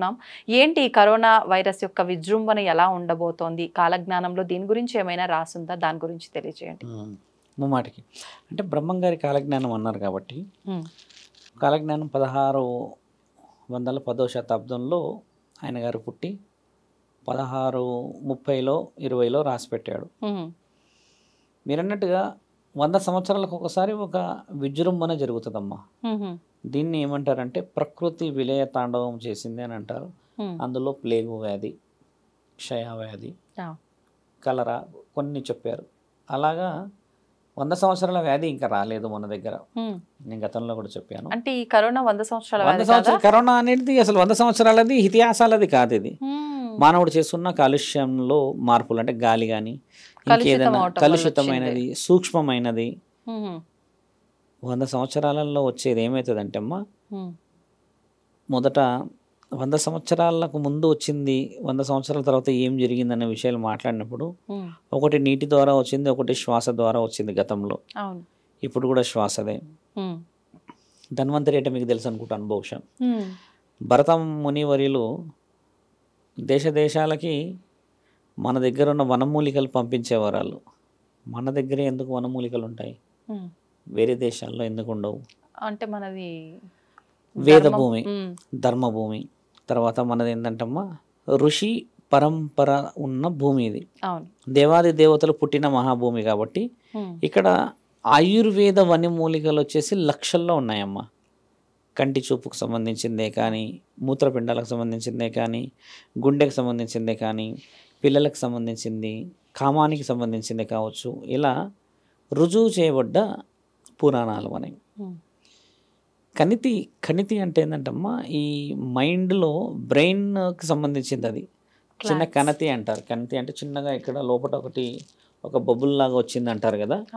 ఒకప్పుడు మన దగ్గర సుశ్రుతుడు అనే మహా జ్ఞాని ఎలాంటి మత్తు లేకుండా ఆ కణితిని తీసిన ఘన చరిత్ర కలిగిన మహాభారతదేశం మనది. కంటి చూపు భాస్కరుడు ఈ లోపట కన్ను పొరని ఇట్లా పెట్టి తీస్తారు ఇప్పుడు ఎన్నో మైక్రో లెవెల్లో కదా. ఆయన కంటి చూపుకి లోపట నరాలకు సంబంధించిన ప్రమాదం ఏర్పడిందని దానికి శస్త్రచికిత్స చేసి పూర్వ వైభవాన్ని తీసుకొని వచ్చిన భాస్కరుడు. ఇలా మన దగ్గర చాలా ఉన్నాయి. ఇలా ఉన్న ఈ భూమిలో అమ్మ వనమూలికలు ఎందుకు కొలువై ఉన్నాయనంటే ఈ వనమూలికల ద్వారా ఏ వ్యాధి వచ్చినా కూడా నియంత్రించవచ్చు అని ధన్వంతరి యొక్క పురాణ వివరణలు మన దగ్గర సాగర మదనమయ్యేటప్పుడే రుజువు చేయబడ్డది. ఎందుకు అంత పవర్ఫుల్ మన దగ్గర ధన్వంతరి అని అంటమ్మా, కలశం ఏదైతే వచ్చిందో అది వచ్చే ముందు గోమాత 5 రకాలుగా విభజించబడి వచ్చి ఐరావతం, తర్వాత అశ్వం అంటే తెల్లని గుర్రం, ఇవన్నీ బయటికి రావడం చేత గోత్రనామాలకి మార్గం ఒకటి, ఆయుర్వేదానికి మార్గం ఒకటి, మానవ శ్రేయస్సుకు మార్గం ఒకటి. ఇన్ని మార్గాలు వచ్చిన తర్వాత ఋషి పరంపరలో ఒక వ్యాధికి ఒక కారణం శ్వాస కానీ ఇంకేదైనా కానీ అని చెప్పేసి చెప్పగలిగిన మహాపురాణమే ధన్వంతరి పురాణం. ఇప్పుడు ధన్వంతరి పురాణం అంటే ఎంతమందికి తెలుసు మీరు చెప్పండి? తక్కువ శాతం. తులసి చెట్టుని ఎందుకు పూజిస్తాం? బాగా గమనించాల్సిన విషయం ఏంటంటమ్మా, తులసి చెట్టుని ఇంట్లో ఆయుర్వేద వనమూలికలాగా పూజిస్తారు. ఒకప్పుడు తులసి చెట్టు ఇంత హైట్ అయ్యేది, ఇంత బారేడుగా ఇంత వెడల్పు అయ్యేది. ఇప్పటికి ఊర్లలో అవుతుంది అలాగా. మన దగ్గర ఇంత అవడమే చాలా కష్టం. కొత్తిమీర కట్ట అంత ఉంటుంది అంతే. దానికి ఉండే 4 ఆకులు, దానికి ఒకటే పూజలు మనం చేస్తాం. అంటే పుణ్యం కొద్దీ చెట్లు పెరుగుతాయి అనేది రుజువు. ఒకప్పుడు భూమిలో పెడితే అది అలా పెరిగేది. ఇప్పుడు అపార్ట్మెంట్ లైఫ్స్ కదమ్మా, ఆ గోడల మీద పెట్టడం చేత దాని యొక్క వయస్సు అలా ఉండిపోయింది. తులసి చెట్టు ఎందుకు పూజించాలంటమ్మా, ఏదైతే సంజీవని పర్వతం మీద పరమాత్ముడిపై తీసుకొస్తాడో ఆ ఆకుని కాపాడిన మహావృక్షాలు తులసి చెట్లు. ఆ సంజీవని ఏమో ఒక దగ్గర ఉంటే ఈ చుట్టుపక్కల ఉన్న వేల చెట్లు ఇవే తులసి. ఈ తులసి చెట్టు ఉండడం వల్ల ఈ సంజీవనికి ఎక్కడ లేని యాక్టివ్నెస్ అనమాట. అంటే ఇది ఒక ప్రొటెక్టర్. వాళ్ళందరూ లైట్ అయితే ఇది షైన్ అవుతుంది కదా. ఈయన గారు చేసింది, తండ్రి ఏం చేశారు హనుమంతుడు, తులసి చెట్లు ఇన్ని ఉన్నాయి, సంజీవని అలా ఉంది. అంటే సంజీవనినే కాపాడిన ఈ చెట్లు మానవుని కాపాడవా అని రాముడికి చెప్తే, రాముడి యొక్క ఈ పట్టభద్రుడైనప్పుడు అంటే రామావీరుడు రాముని పిలిచి ఈ రాజ్యం అప్పచెప్తారు కదమ్మా. రాజ్యం చెప్పినప్పుడు ఒక్కొక్క చెట్టు ఇచ్చిండంట, తులసి చెట్టు. అలా తులసి చెట్లు ఈరోజు మన ఇంటికి చేరాయి. ఆయన గారే ఇచ్చాడు, ఒక్కొక్క ఇంట్లో పెట్టండి అని. ఎందుకంటే అందరి ఇంట్లో అయితే మీరు అన్నట్టుగా సంజీవని పెట్టలేము కదమ్మా, అదొక పర్వత శ్రేణి. అలా వచ్చినది అని అంటే ఇక్కడ అర్థం ఏముందంటే తులసి చెట్టుని ఏ విధంగా వాడే వాళ్ళు అంటే కొంచెం ఆలోచన ఉంది కూడా చెప్తున్నాము. తులసి ఆకులు ఉడకబెట్టేసేసి దాంట్లో కొంచెం బెల్లం, అంటే అది కూడా ఏ బెల్లం వేస్తారు, ఎర్ర బెల్లం వేస్తారు. మన దగ్గర ఎర్ర బెల్లం ఇప్పుడు తక్కువ శాతంగా అంతా ఏమంటారు చక్కెరతో చేసిందే ఫిల్టరైజేషన్ వస్తుంది, ఎల్లో ఉంటుంది. దాన్ని అలా కొంచెం మరిగించి తాగితే ఆరోగ్యానికి బాగుంటుంది. లైక్ కాఫీ కానీ టీ కానీ అంటారు కదా. దానికి సన్న వస్తాయి కదమ్మా, ఇలా తీసే ఆవాల లాగా వస్తాయి. తులసి చెట్టుకి, సబ్జా కాదు, తులసి చెట్టుకి చిన్నగా గింజలు అవుతాయి ఆకులు, అవన్నీ తీసేసి ఉడకబెట్టేసేసి దాన్ని ఇప్పుడు మనం కాఫీ టీ తాగుతాంగా, అలా తాగినా కూడా ఆయుర్వేదికం అని చెప్పేసి శాస్త్రంలో రాస్తుంది. అలా మనకు తెలుసా? తెలియదు. అది వృధా అవుతుంది, మన వాళ్ళు తాగరు, అది వేరే విషయం. అంటే ఒక చిన్న దాంట్లోనే అన్ని ఉన్నాయనంటే ఇంకా 27 నక్షత్ర జాతుల చెట్లు ఉన్నాయి మన దగ్గర. 27 నేను చెప్తుంది. దాచిన చెక్క కానీ, లవంగా, ఇలాచి, ఈ అష్టసుగంధాలు అన్నింటిలో ఆయుర్వేదిక్లో వాడతారు కదా. ఇవన్నీ పక్కన పెడతాయమ్మా. ఇప్పుడు మనిషి శరీరంలో కరోనా విషయం మాట్లాడతాం. కరోనా అనంటే ఒక వ్యాధి ఏడికి వచ్చిందంటే అమ్మా, ఊపిరి ద్వారా ఊపిరి యొక్క ఈ పరిస్థితి ఊపిరితిత్తుల మీద అంటే లంగ్స్ మీద ఎఫెక్ట్ కదా. అవును. లంగ్స్ ఎవరికైతే మద్యం తాగి ఎవరికైతే పుట్టుకతోని కొంచెం వీక్నెస్ ఉంటాయో అలాంటి వాళ్ళ పైనే ప్రాణభయంతో అటాక్ జరిగింది. అంటే ప్రాణభయం ఉన్నది, లంగ్స్ అని ఎఫెక్ట్ అయ్యి లోపల పాడవుతున్నాయి. ఈ సిగరెట్ తాగుతారు కదా తల్లి, వాళ్ళందరికీ లంగ్స్లో ఆ మైక్రో లెవెల్లో ఉన్న హోల్స్ అని క్లోజ్ అయ్యి మళ్ళీ ఓపెన్ కావు. అంటే వెరీ లెస్ లెవెల్లో ఓపెన్ అవ్వడం చేత ఊపిరి పీల్చుడు రావుడు కష్టం అయిపోయి అలా కొంతమంది కాలం చేశారు కదా. ఇప్పుడు సింపుల్గా ఒక విషయం చెప్పొచ్చు, ఎవరైతే శంకు ఊదుతారో, ఇలా శంకు ఊదుతాం కదా, నా దగ్గర బ్యాగ్లో ఉంటుంది, అయితే ఆ శంకు ఇట్లా ఊదుతాం కదమ్మా పట్టుకొని, ఆ శంకు ఎవరైతే అనర్గళంగా ఒక 30 seconds 40 seconds ఊదుతారమ్మా వాళ్ళ లంగ్స్ చాలా ఓపెన్ అవుతాయి. ఇలాంటిది ఇప్పుడు మనం చేయగలమా? శంకు అంత గట్టిగా ఊపిరి ఎప్పుడైనా ఊదవచ్చును. కొంతమంది ఏం చెప్తారంటే శంకు ఇంట్లో ఊదకూడదు అంటారు. ఎందుకు శంకు ఊదొద్దంటే ఆ శంకు ఊదితే ఆ ఇంట్లో ప్రాణం పోతుంది అనేది ఒక నానుడి ఉంది. ఆ నానుడి ఏంటంటే అమ్మ, శంకు ఎవరిది అంటే శివుడిది. అది శివుడు వస్తే ప్రాణం తీసుకొని పోతాడు అనేది పెద్దలు చెప్పిన మూట. అపోహన అది అంటే వాస్తవం కాదు. ఇప్పుడు శంకు నేను ఊతానుగా, మరి నేను గుడి దగ్గర కూర్చున్నప్పుడు ఊతాను. ఇంకా నా మిత్రుడు ఉన్నాడు 6 నిమిషాలు ఊదుతాడు, సత్యనారాయణ అని 6 minutes ఊతాడు ఒకటేసారి. ఆయన ఊదితే ఆ సౌండ్ వినడానికి ఆయన చాలా మంది పిలుస్తారు. అలా ఊదిన వాళ్ళ ఎట్లా ఉంటుంది, మళ్ళీ కొంచెం ఓల్డ్ 55-50 ఉంటాడు కానీ అలా కనిపించాడు. అంటే ఇదంతా ప్యూరిఫికేషన్ ఉంటుంది. దాన్ని ఊదేది ఒక తరుణం పద్ధతి. మీరు మంచి మాట అన్నారు, శంకు ఊదితే ప్రాణం పోతుంది కదా. మరి పార్కులో పోయి ఆహాహా అని పిచ్చోళ్ళ నవ్వుతే మన ప్రాణం బాగుంటుందా? నిజం చెప్పండి, నేను మొన్న చూసి ఆ పార్కులో మాట్లాడాడు, అలా ఊదితే అలా ప్రాణం వస్తుందా? ఇలా పైకి వెళ్ళేసి కిందకి ఆహాహా అని గట్టిగా నవ్వుతున్నారు, ప్రాణం వస్తుందా? లాఫ్ జీవితంలో లాఫ్ లేకపోతే థెరపీలో లాఫ్ వస్తుందా? మీరు ఆలోచించండి. అలాంటిది వస్తుందా? నేను అనేది ఊపిరితిత్తుల మీద, మీరు అంటున్నదేమో ఎక్కడ పోయారు చూడండి మీరు. అలాంటి కాదు, మన శాస్త్రంలో గొప్పతనం చెప్తున్నా. తులసి అనేది ఇట్లా శంకు అనేది ప్రత్యేకతలు చెప్తున్నా అమ్మా. ఇప్పుడు ఒకప్పుడు ట్రాక్టర్ లేకుండా నాగలి దున్నేవాళ్ళుగా, శరీరం కండలా ఉండి శరీరం అలసిపోయేదిగా. మరి ఇప్పుడు ట్రాక్టర్ మీద పోతూ కూడా మనుషులు అలసిపోతున్నారు కదా. అంటే శరీరానికి పని తక్కువ అయిపోయింది. ఇక్కడ పని అంతా లోపల రోగ నిరోధక శక్తి పెరుగుతుంది. మీరు అన్నట్టుగా లాఫింగ్ థెరపీ వాళ్ళని మీరు తక్కువ అంచనా ఇస్తలేను. అలా ఉంటే ప్రాణం వస్తుంది అన్నప్పుడు ఈ శంకు ఊదితే ఊపిరితిత్తులు పెద్దగా అయ్యి ఆ లబ్డబ్, ఆ తర్వాత లోపల ఉన్న fluctuations, neurological system, blood pressure అంతా నార్మల్ అప్ అండ్ డౌన్ అవుతుంది అనేది ఎందుకు రుజువు లేదు తల్లి, వాస్తవం అది ఇది. కాబట్టి ఏంటంటే మీరు అన్న విషయాలు ఏంటంటే అది ఇప్పుడు అవసరం అంటున్న ఊదడము శంకు, అది ఊదడం ద్వారా లంగ్స్ చాలా ప్యూరిఫై అవుతాయి, అది రుజువు చేయబడ్డది. ఇప్పుడు నేను శంకు ఊదమని ఎవరికేం చెప్పట్లేదు. ఇప్పుడు ఖజూరాలు తింటారుగా మనలో అందరూ, ఇప్పుడు శంఖం కొనుక్కొని శివరుద్ర సాధు దగ్గరకు వచ్చి ఎలా ఊదాలో చెప్తే నేను కూడా తల పైకి పెట్టి కిందకి వంగి ఊదాలి అని చెప్తాను. శంకు ఊదడం అనేది మా గురువు గారు చెప్పిన సీక్రెట్. అది ఎవరైతే గొంతు కంఠం గట్టిగా బలంగా గాంభీర్యంగా వస్తుందమ్మా వాళ్ళందరి యొక్క వెనక రహస్యాలు గురువులల్లా వాళ్ళది ఒకటి మంత్రం అనర్గళంగా చదివిన వాళ్ళ శంఖంలో మంత్రం చెప్పాలా లేకపోతే నార్మల్ గా బెలూన్ ఊదినట్టుగా మనం అట్లా కాకుండా దాన్ని ఊపడం కూడా ఈ పెదవుల మూమెంట్ వేరేలా ఉంటది. గాలి ఊపితే శంకు మోగదు, దాన్ని ఏంటంటే అదొక సౌండ్ చేయాలి.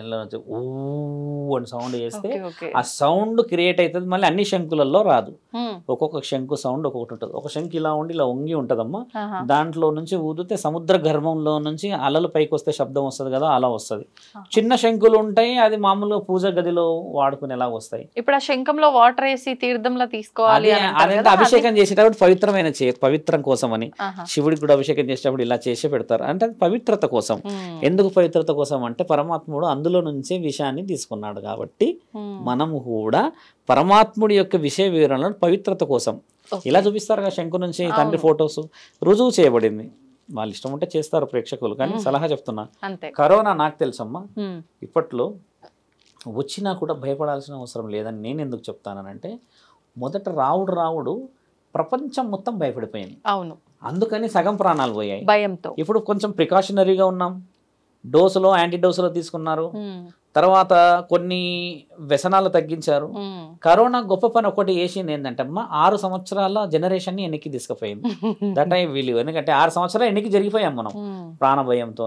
మీరు ఒకసారి గమనించండి, గుడిలలో ఇంత రద్దీ లేదు. అవును, ఈ గత 3-4 సోషల్ సంవత్సరాల నుంచి డిస్టెన్స్ పెరిగింది. ఎక్కువైపోయింది. ఇప్పుడు ఈ మధ్య కాలంగా జరిగిన విషయాలు కరోనా ప్రాణభయం పెంచితే అమ్మా మనిషికి మనిషి మధ్యలో వ్యత్యాసం కూడా తీసుకొచ్చింది. డిస్టెన్స్ వచ్చింది, food habits, life style security చాలా వచ్చింది, చేంజ్ చేశారు. చాలా చేంజెస్ వచ్చాయి, కొంచెం కొంచెం ధర్మం వచ్చింది. అవును. కానీ మన వేద భూమిలో కరోనా ఉన్నదంటే నేను ఎట్టి పరిస్థితుల్లో నమ్మను.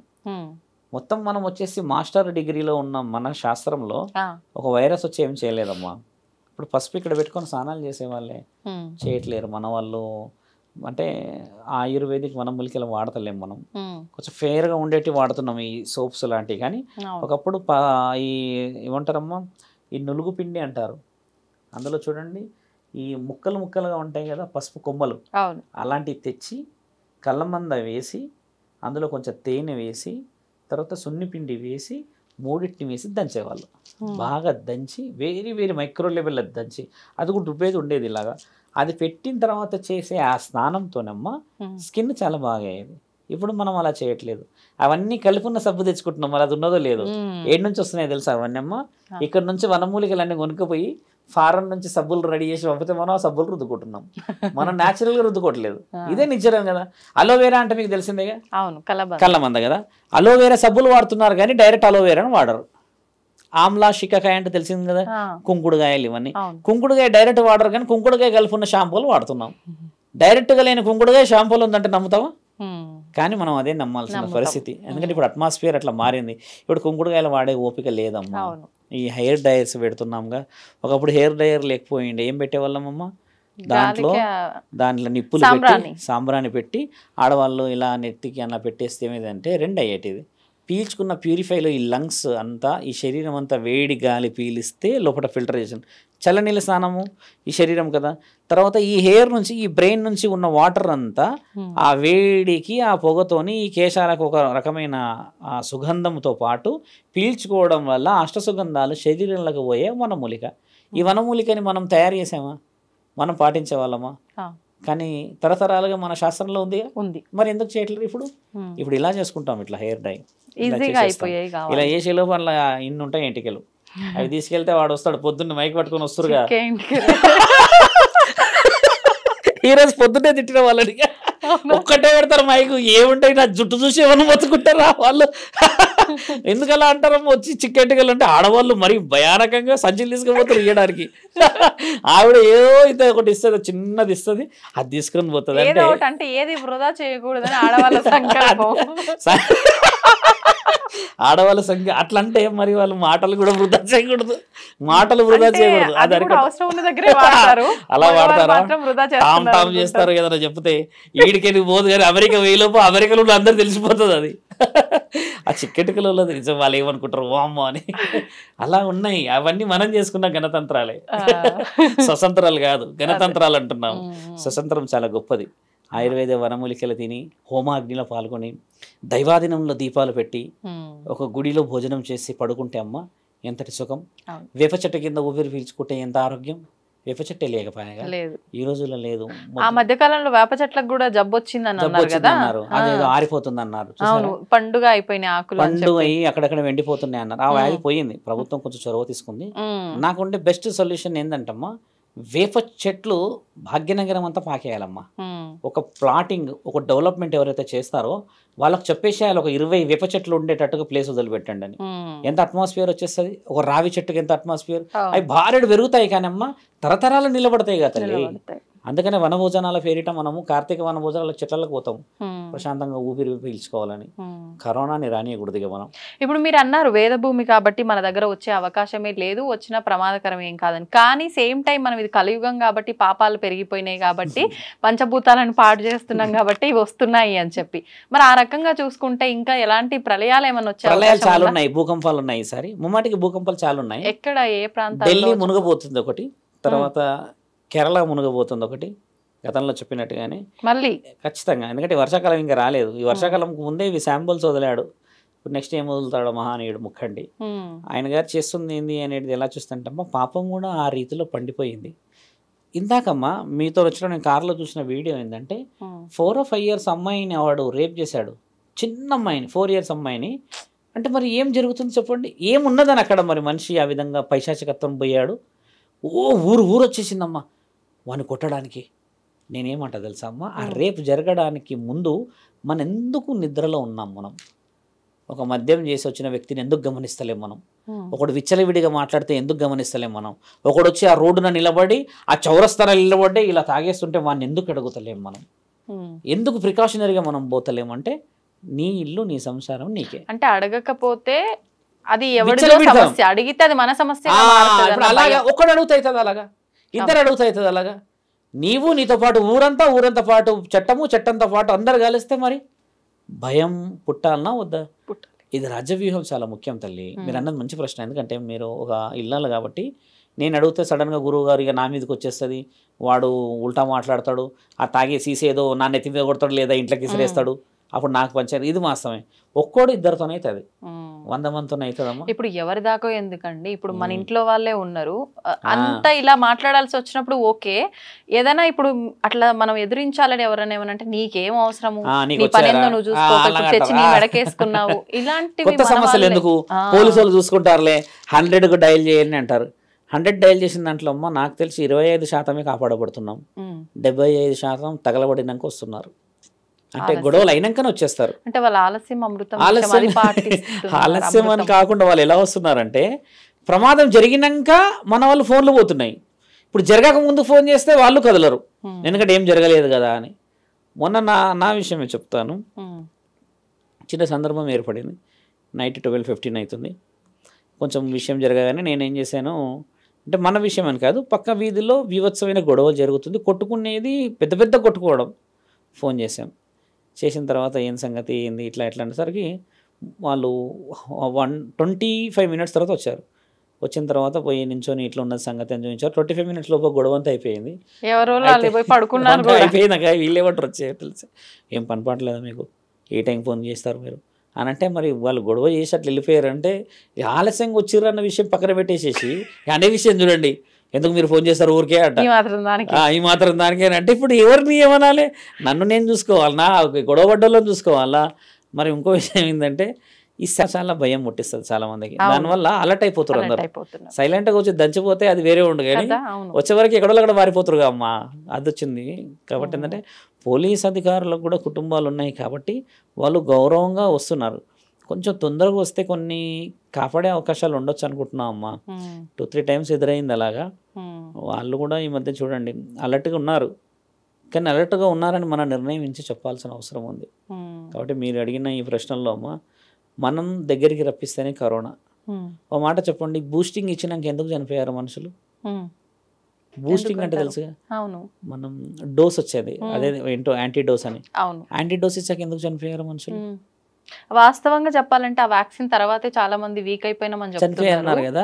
నా దగ్గర లైవ్ ఒక ఆయన ఉన్నాడు, ఆయన గారు ఏం చేశారంటే వద్దు అన్నాడంట, ఇంజక్షన్ వద్దు అని అంటే లేదు తీసుకోవాలి అని అన్నట్టు, వద్దు అని ఆయన మొత్తుకుంటుండ అంట. అక్కడికి వద్దు అంటే ఆయనకి ఏం చేశారు, పెద్ద మనుషులకి ఏంటంటే నడుముకో లేకపోతే వాళ్ళ ఆలోచన రీత్యా బాగుంటే చేతికో గుచ్చుతారు.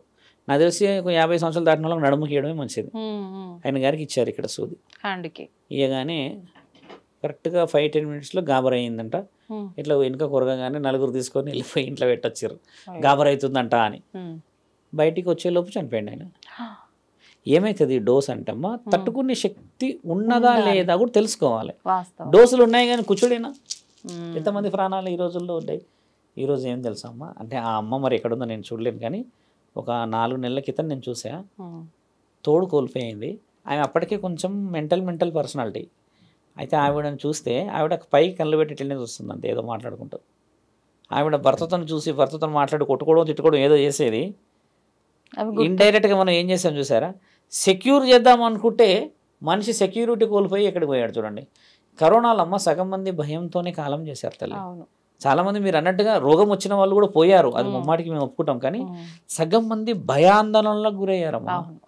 ఎంత భయం వచ్చేసిందంటే, లాక్డౌన్, ఒక బండి బయట లేదు, ఒక షాప్ ఓపెన్ లేదు, ఒక ఏది లేదు, ఎటు చూసినా సైలెంటే.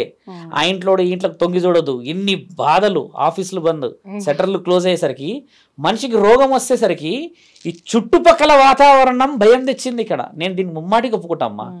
ఒంటరితనం అయిపోయి చనిపోయారు చాలామంది, అబ్సల్యూట్గా చెప్తామా.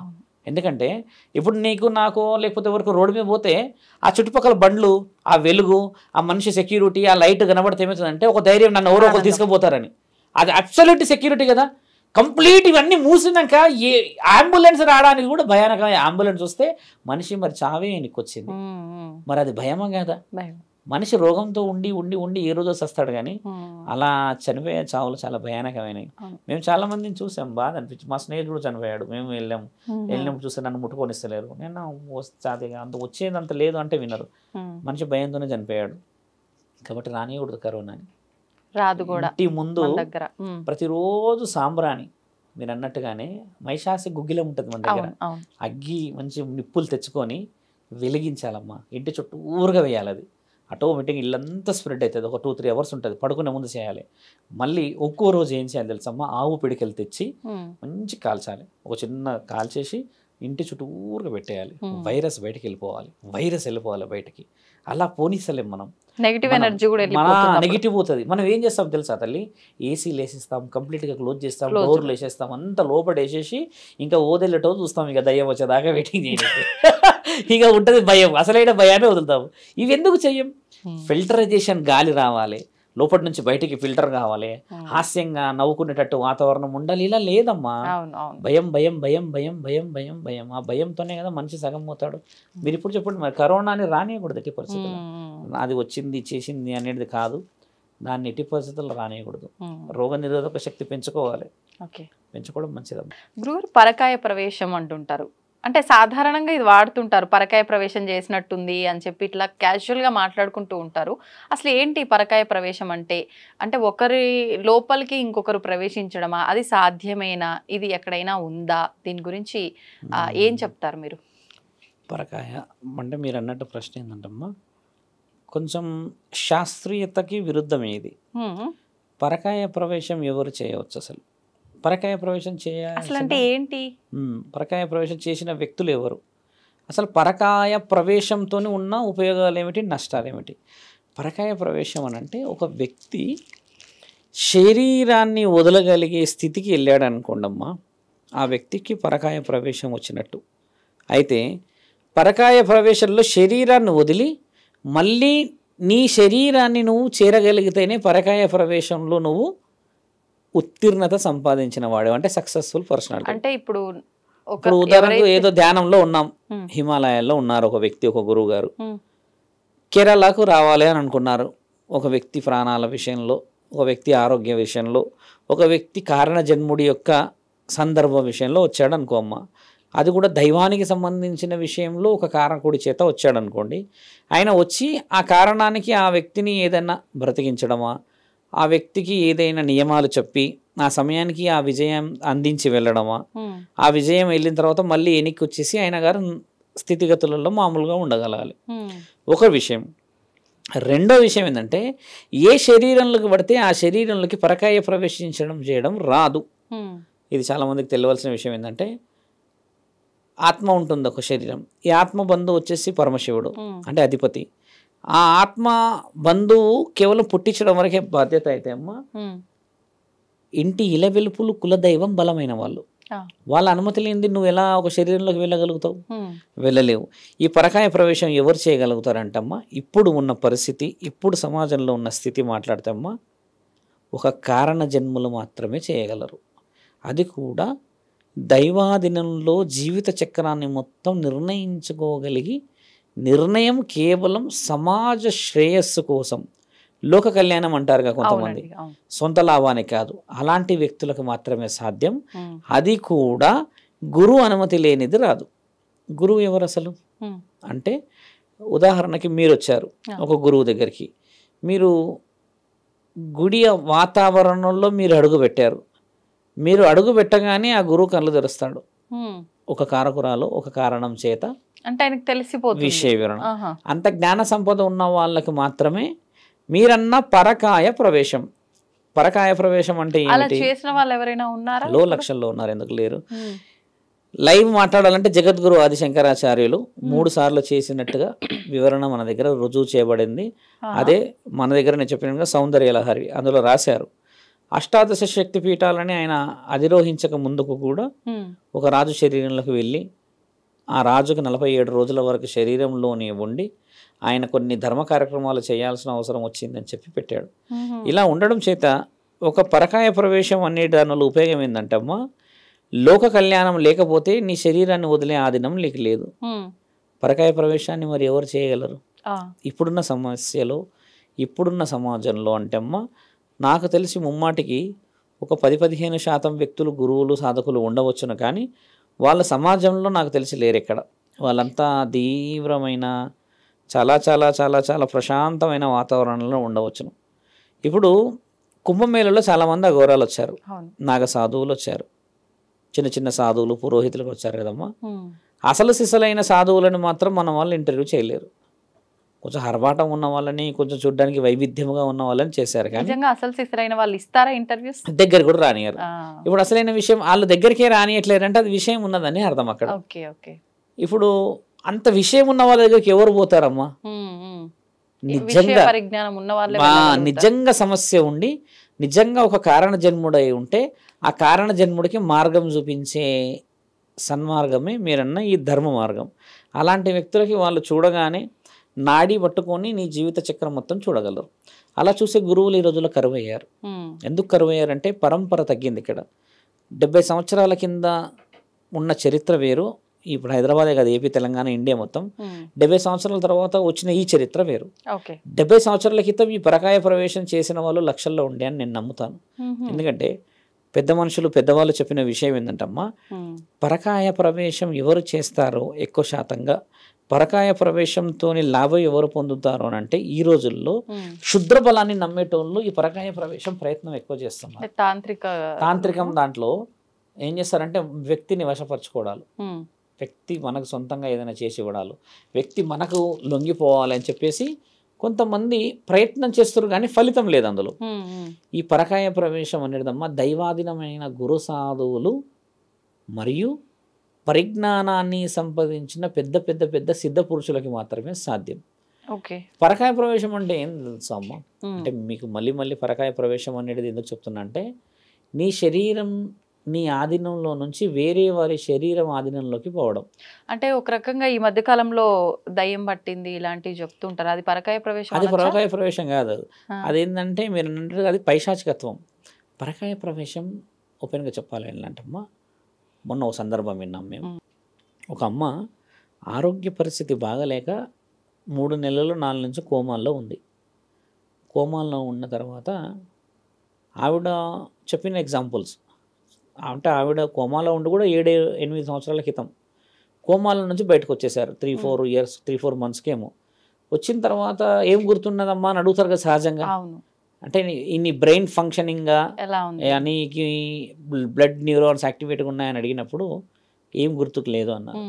అంటే కోమాలో నుంచి నీవు బయటికి వచ్చే ముందు రోజు ఏమైనా గుర్తుందా అని అన్నప్పుడు, ముందు రోజు ఒక వ్యక్తి ఆకాశంలో నుంచి వచ్చి నన్ను దగ్గరికి తీసుకొచ్చి అంటే లోపల ఇట్లా వేసేసి లేకపోతే ఇట్లా బయటికి లాగేసేసి, మన సినిమాలో చూస్తాం చూడండి, అట్లా నన్ను ఎవరో వచ్చి తగిలినట్టు అనిపించింది అన్న ఆ స్పర్శ ఒకటి గుర్తుంది నాకు అని ఇంట్లో వాళ్ళకి చెప్పిన సందర్భం. అంటే ఎవరు తగిలిండొచ్చమ్మా? భగవంతుడే తగులుతాడు. ఎందుకంటే నీకు ప్రాణం అవసరం. క్షుద్ర ప్రయోగం చేసేటోడికైతే ప్రాణం తీసేయడమే కావాలి కదా, ప్రాణం పోసేవాడు ప్రాణదాత.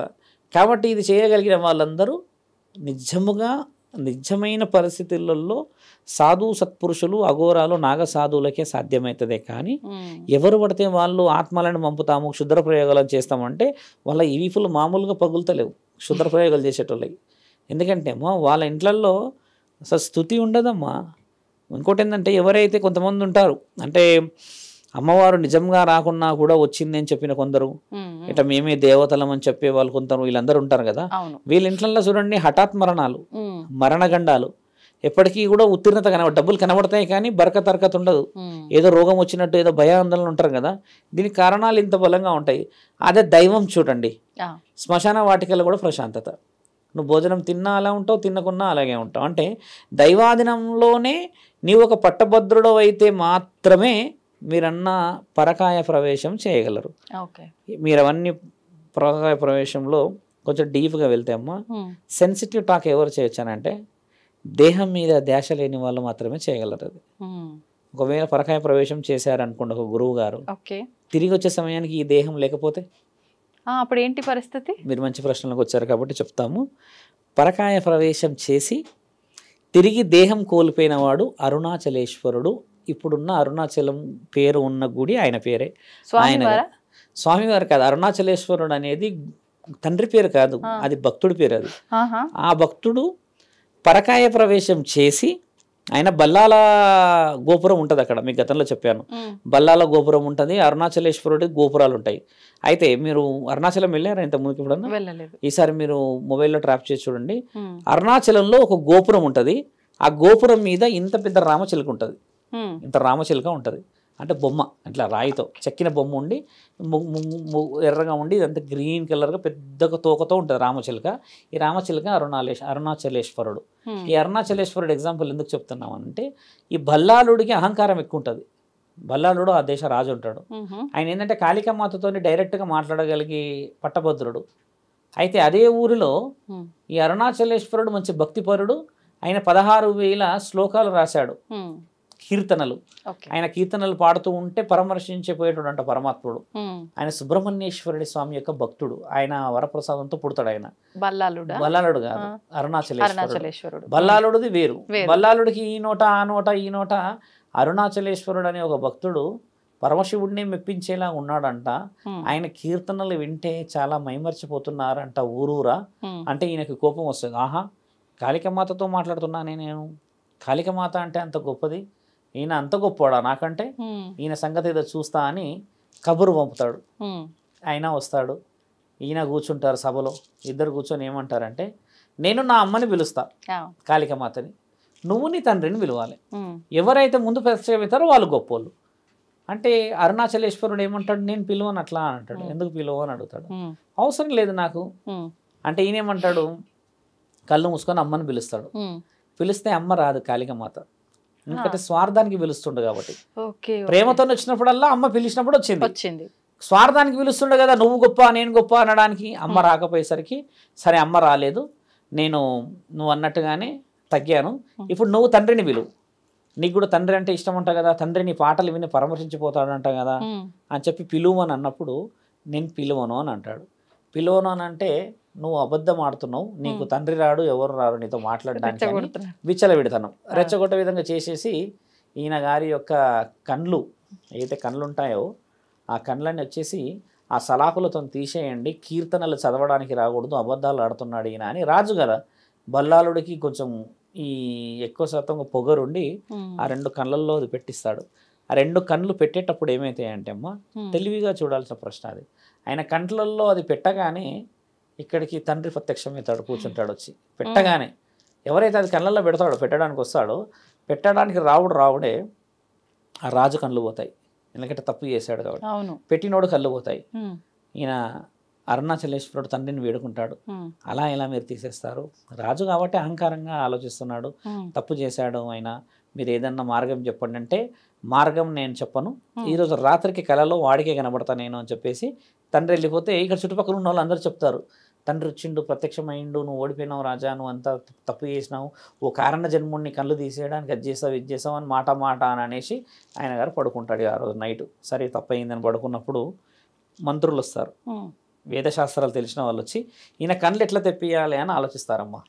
మంచి ప్రశ్న. ఇక్కడే మీరన్న అరుణాచలం చరిత్ర మొత్తం ఇక్కడ ఉంది.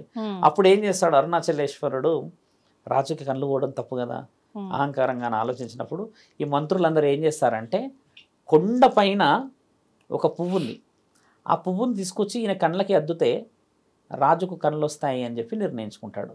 చాలా మంచి ప్రశ్న ఇది.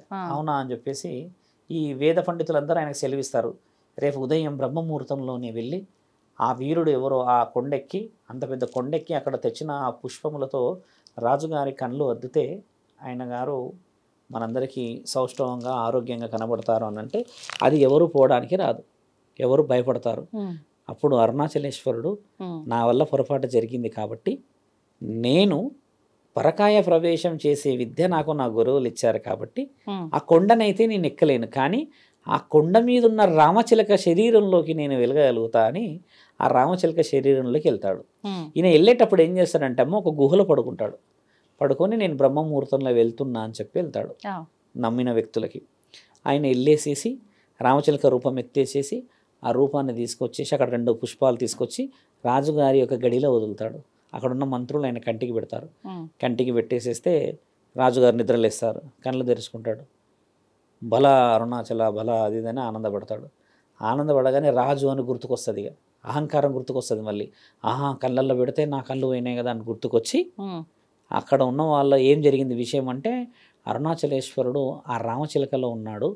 ఆయన గారు ఇప్పుడు పరకాయ ప్రవేశం ద్వారా ఆయన శరీరంలోకి పోతాడు. శరీరం ఆ గుహలో పొందపరచబడింది అని అంటే రాజు ఏం చేస్తాడంటే ఈయన పోయేలోపు ఆ గుహలో ఉన్న దేహాన్ని కాల్చేయండి అంటాడు. ఎందుకంటే ఈయన గారి అహంకారం గెలవాలి కదా, లేదు కదా. ఇది రాసున్న శాసనం, ఇది ఇక అక్కడ రాసి ఉంది కూడా. ఇది ఆయన పోయేలోపు దేహం కాలిపోతాయి. ఈ రామచిలక అక్కడే తిరుగుతుంటుంది కొట్టుకుంటూ. శరీరం కాలిపోతుంది, శరీరం వదలలేదు, ఎక్కడ వదలలేక తిరిగి తిరిగి తిరిగి తిరిగి తిరిగి అలసిపోయి అదే కొండ మీద అక్కడే ఆగుంటుంది ఇలాగా. అలా ఆగి ఉండి అరుణాచలేశ్వరుడు ఏం చేస్తాడు మహత్యం చూడండి. ఆయన ఆ రామచిలక మాట్లాడుతుందంట కవిత్వం, ఆ కవిత్వాలు మాట్లాడుతుందంట. అది మాట్లాడుతుంటే అక్కడ ఉన్న భక్తులు వింటారంట రామచిలక మాట్లాడడం ఏంది అని. అంటే ముందర అరుణాచలేశ్వరుడు సంగీతము అవన్నీ అట్లా ఆయన పారాయణంలో ఉండి ఆ శరీరంలో ఉండి మాట్లాడుతుంటాడు. ఆయన ఆ మాటలు కొందరు భక్తులకు వినబడ్డాయి అనేది కూడా శాసనం. అలా విన్న తర్వాత కొన్ని రోజులైనాక ఏమవుతుందంటే అమ్మ ఆయన కాలం చేసేస్తాడు. చేసిన చిలుక ఇంకా దానికి ఒక వయసు ఒక అర్హత ఉంటుంది కదా. అలా కాలం చేసేసిన తర్వాత ఏం చేస్తారంటే అమ్మ ఆయన గుర్తుగానే అరుణాచలేశ్వరుడి యొక్క గోపురం కట్టారు. ఇప్పుడు ఆయన ఎక్కడైతే కాలం చేశాడో అక్కడనే ఆయనను పాత పెట్టేసేసి అదే దాని మీద నుంచి గోపురం కట్టి ఆయనకు గుర్తుగా రామచిలక పెట్టారు. ఇప్పుడు మీరు ఆ గోపురం చూడాలి పర్టికులర్ గా పోయి. రామచిలకని పాతి పెట్టి కాలిపోయిన దేహాన్ని తీసుకొస్తారు ఖచ్చితంగా. రామచిలక కాలం చేసింది కదా. వీళ్ళిద్దరిని అక్కడ పూర్తి చేసిన తర్వాత అదే గోపురం చివరన రామచిలక ఉంటది ఇప్పటికీ. ఆ చిలక ఇప్పుడు లైవ్ మొబైల్లో కూడా చూడొచ్చు, అది లైవ్ గా ఉంటుంది. ఆ జాతి రామచిలకలే మాట్లాడతాయి అంటారు ఇప్పటికీ కూడా. ఆ జాతి రామచిలకలే మాట్లాడతాయి. బల్లాల గోపురం మీరు పోయి చూడొచ్చు, బల్లాల గోపురం ఉంటది. అలా పరకాయ ప్రవేశం ఎవరు చేశారు, ఎవరి కోసం చేశారు, కారణ జన్మలు కారణం చేత పరమాత్ముడి ఆజ్ఞతోనే ఒక మంచి కార్యక్రమం కోసం చేసేది రుజువులు చేయబడ్డాయి. మీరే సరే వెళ్ళినప్పుడు చూడండి అరుణాచలేశ్వరుడి యొక్క ఆయన పేరు మీదనే అరుణాచలేశ్వరుడి యొక్క పాట వస్తుంది. ఇప్పుడు ఆ పాట మీ అందరికీ తెలుసు. అరుణాచలేశ్వరుడికి నిత్య సంకీర్తన వస్తుంది, విన్నారా? అరుణాచల శివ అరుణాచల శివ అరుణాచల.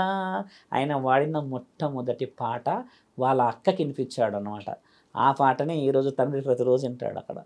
అంత గొప్ప చరిత్రలో రుజువు ఎందుకు చేయబడింది అని అంటే అమ్మ ఈ పరకాయ ప్రవేశం అనేది అంత సులువైనది కాదు. ఇప్పుడు చాలా మంది ప్రేతాత్మలను నింపుతున్నారు వేరే వాళ్ళని చంపడానికి, ఇంకా ఆడపిల్లల్ని ఏదో చేయడానికి ఆవేశంగా ఇంకేదో చేస్తున్నారు కదా. చాలా తప్పు మాట విషయాలు. పరకాయ ప్రవేశం అనేది పరమాత్ముడి ఆధీనమమ్మ. చూడండి అది అరుణాచలం అనే దాంట్లో ఇంత గొప్ప విషయం దాగుందని తెలియదు. ఓ రోజు నేను చెప్తాను అరుణాచలం యొక్క 8 గోపురాలకి 8 చరిత్రలు ఉన్నాయి అక్కడ. టోపి అమ్మ అన్న పేరు విన్నారా మీరు? విన్నాం కదా. అదే అక్కడ చూస్తాం కదా. అలాంటి ఒక భిక్షాటకురాలు నిత్యం భిక్షం అడిగి గోపురం కట్టింది.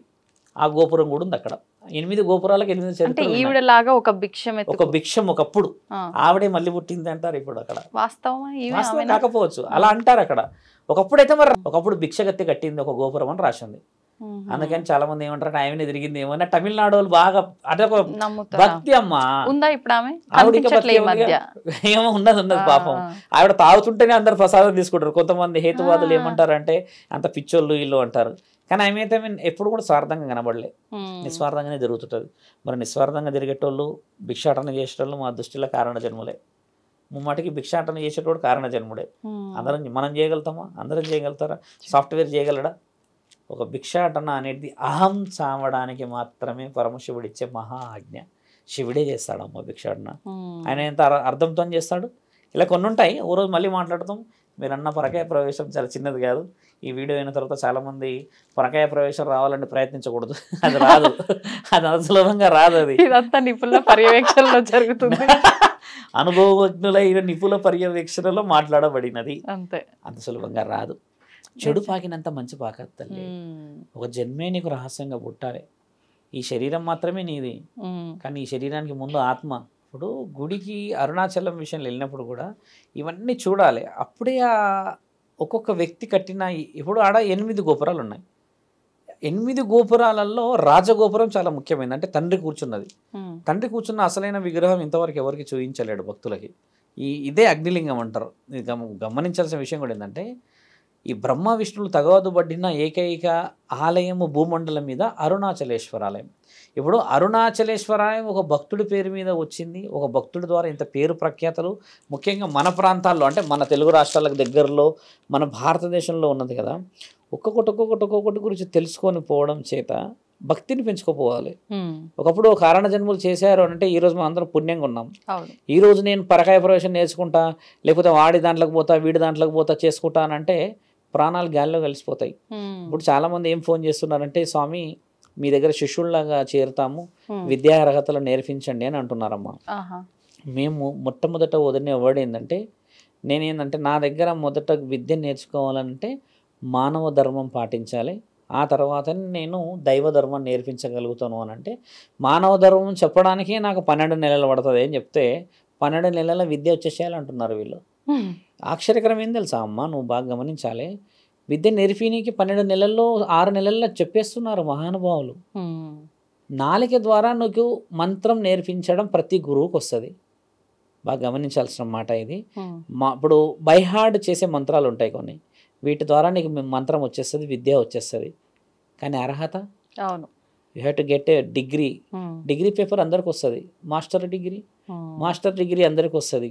అందులో గోల్డ్ మెడల్ నుంచి మళ్ళీ నువ్వు ఫైనెస్ట్ గోల్డ్ మెడల్ అంటే నీవు శాసించే స్థితికి రావడమే సాధన అంటే కూర్చోబెట్టేసి నీళ్ళల్లో నగ్నంగా కూర్చోబెట్టేసేసి మీదికి మంత్రాలు చదివితే వచ్చేస్తాయని అని చాలామంది అపోహలో ఉన్నారు.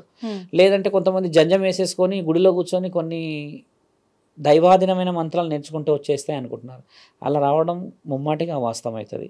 గురువులందరికీ నేను అంటే హంబుల్గా రిక్వెస్ట్ చేసేది ఏంటంటమ్మా, సాధన అనేది చాలా చాలా చాలా విలువైనది. ఇంకా ఈ మధ్య ఒక ఆయన చూశాను, మాంసాహారం తిన్నా సాధన వస్తుంది, శాకాహారం తిన్నా సాధన వస్తుంది, మీరు ఇలా చేసుకోవచ్చు అలా చేసుకోవచ్చు అని కొన్ని వర్డ్స్ మాట్లాడుతున్నారు కదమ్మా. సాధన చాలా చిన్నదే, బాగా గమనించండి, చాలా చిన్నదే. సాధించడం చాలా పెద్దది. వాస్తవం కదా. Everybody get certificate, but who is going to get merit? వాస్తవం కదా. అందరు పాస్ అయిపోయారు, మరి క్లాస్ ఫస్ట్ వాడు ఏం కావాలి? క్లాస్ ఫస్ట్ అని ఎందుకన్నారు మరి? కాబట్టి ఏంటంటే సాధన గురువు పర్యవేక్షణలో చేస్తే రాదు. బాగా గమనించాలి ఈ ప్రశ్న. గురువు పర్యవేక్షణలో ఉంటే సాధన రాదు. గురువు అంటే ఎవరు తెలుసా అమ్మ? నీకు నేర్పించే వాళ్ళు గురువులు కదా. ఆ గురువు దైవాధీనంలో ఉంటేనే వస్తుంది. వ్యాపారం కోసం సాధన చేస్తే వస్తుందా అమ్మ? రాదు. సాధు సంతులకి శరీరం మీద ఎంతటి దుమ్ము ధూళి ఉంటుందో అంతటి పుణ్యం వస్తుందని అర్థం. మంచిగా టక్కు నీట్గా ఇస్త్రీ తీసేసుకొని కాళ్ళకి చెప్పులు వేసుకొని మళ్ళీ సాయంత్రం పోగానే జీన్స్ టీషర్ట్ వేసుకుంటున్న మహానుభావులు ఉన్నారు ఈ రోజుల్లో. వాళ్ళు అవుతారా సాధు సత్పురుషులు? కాగలరా అమ్మ? కొంతమంది ఉన్నారు, ఛానళ్ళలోనే వస్తుంటారు మిత్రులు, మాటలు 100 ఉండొచ్చు కానీ వాళ్ళు ఒక నియమం మీదే ఉండిపోతారు. అలాంటి వాళ్ళకి గౌరవం దక్కుతుంది. అంతేకాని నాలుగే ఉంది కదా అని ఏది పడితే అదే అనేసి నేనే పెద్ద అది నువ్వే నేను ఇదని అంటేస్తమ్మా, నీకు మానవ ధర్మమే లేనప్పుడు దైవ ధర్మం ఎలా తెలుస్తుంది? పరధర్మం ఎలా తెలుస్తుంది? దైవ శాసన ధర్మం ఎలా తెలుస్తుంది? అలాంటి వాడికి మీరు అన్నట్టుగా పరకాయ ప్రవేశం అనేది మాస్టర్ టాపిక్. అది మీరు అడిగింది. ఇక్కడ చూడండి, చాలా చాలా చిన్న టాపిక్లలో మనం మాట్లాడుతున్న తరుణాలు ఎక్కువ చూస్తున్నాం. మీరు అడిగిన ప్రశ్న పరకాయ ప్రవేశం అనేది 70-80 సంవత్సరాల సాధనలో కూడా సాధించలేని తత్వం అది. దాని గురించి పరితపించాలంటే ఈ జీవితం సరిపోదు. అంతే. అమ్మో, చాలా గొప్ప ప్రశ్న అది. మరో సమయం వచ్చినప్పుడు పరకాయ ప్రవేశంలో మెరుగులు చెప్తా. మెరుగులు కూడా ముఖ్యమైనది. ఇప్పుడు మన వాళ్ళు ఏమంటారు, కామెంట్లు వస్తాయి, పరకాయ ప్రవేశం నేర్చుకోవచ్చా అని అంటారు. అది నేర్చుకోవడానికి రాదు పరకాయ ప్రవేశం. నువ్వు పుట్టే జన్మ రహస్యం చాలా ముఖ్యమైనదమ్మా. 2 పేర్లు చెప్తారుగా పుట్టేటప్పుడు. ఇప్పుడు పిల్లల్లో ఉన్న వాళ్ళ ప్రతి అందరూ తెలుసు. 2 పేర్లు ఎందుకు చెప్తారు చెవులో? ఒకటేమో చెవులో చెప్తారు, ఇంకోటేమో బయటికి అరుస్తారు. లోపటనేమో ఏదో వాళ్ళ ఇష్టమైనది, వాళ్ళ కులదైవం పేరు ఎవరిదో పెట్టుకుంటారు. బయటకు వచ్చేసి ఇంకా అరుస్తారు. ఇక బన్నీ ఈయన పేరు, బంటి ఈయన పేరు అని అరుస్తారు. ఇక అసలైన పేరు చెప్పరు. ఈ పరకాయ ప్రవేశం కూడా ఏంటంటమ్మా, కారణ జన్ముడమా కాదా అని నిర్ణయించేది పరమాత్ముడు. ఆయన చేతుల్లో నుంచి వస్తుంది. అలాంటి మహానుభావాలను ఎప్పుడు ఇంటర్వ్యూలు చేయకూడదు మీరు. పరకాయ ప్రవేశం వస్తుందా, మీరు పెద్ద పెద్ద గురువులు అని కొంతమంది పండిపోయిన గురువులు ఉంటారు, వాళ్ళని ఇంటర్వ్యూలు ఎప్పుడు చేయకూడదు. వాళ్ళని కళ్ళతో ఇలా చూసి అలా మనసులో పెట్టుకొని జీవితం ఎంతో తన్మయించే విధంగా మనస్సాక్షిలో నిలుపుకోవాలి వాళ్ళ రూపాలని. అది నిజమైన భక్తి. ఓ షూట్ చేసి సెల్ఫీలు దిగి అది ఇది ఏమొస్తుంది తల్లి, స్టోరేజ్ ఎక్కువ కూడా తప్పితే ఏం రాదు కదా.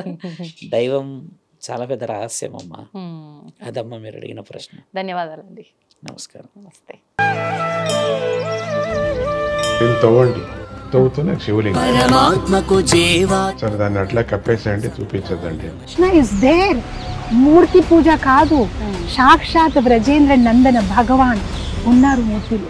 ఏమీ ఆశించకుండా ఆరాధించే వాళ్ళు కూడా ఉన్నారా ప్రభుజీ? నిజమైన భక్తి అంటే మనకు తెలియదు కాబట్టి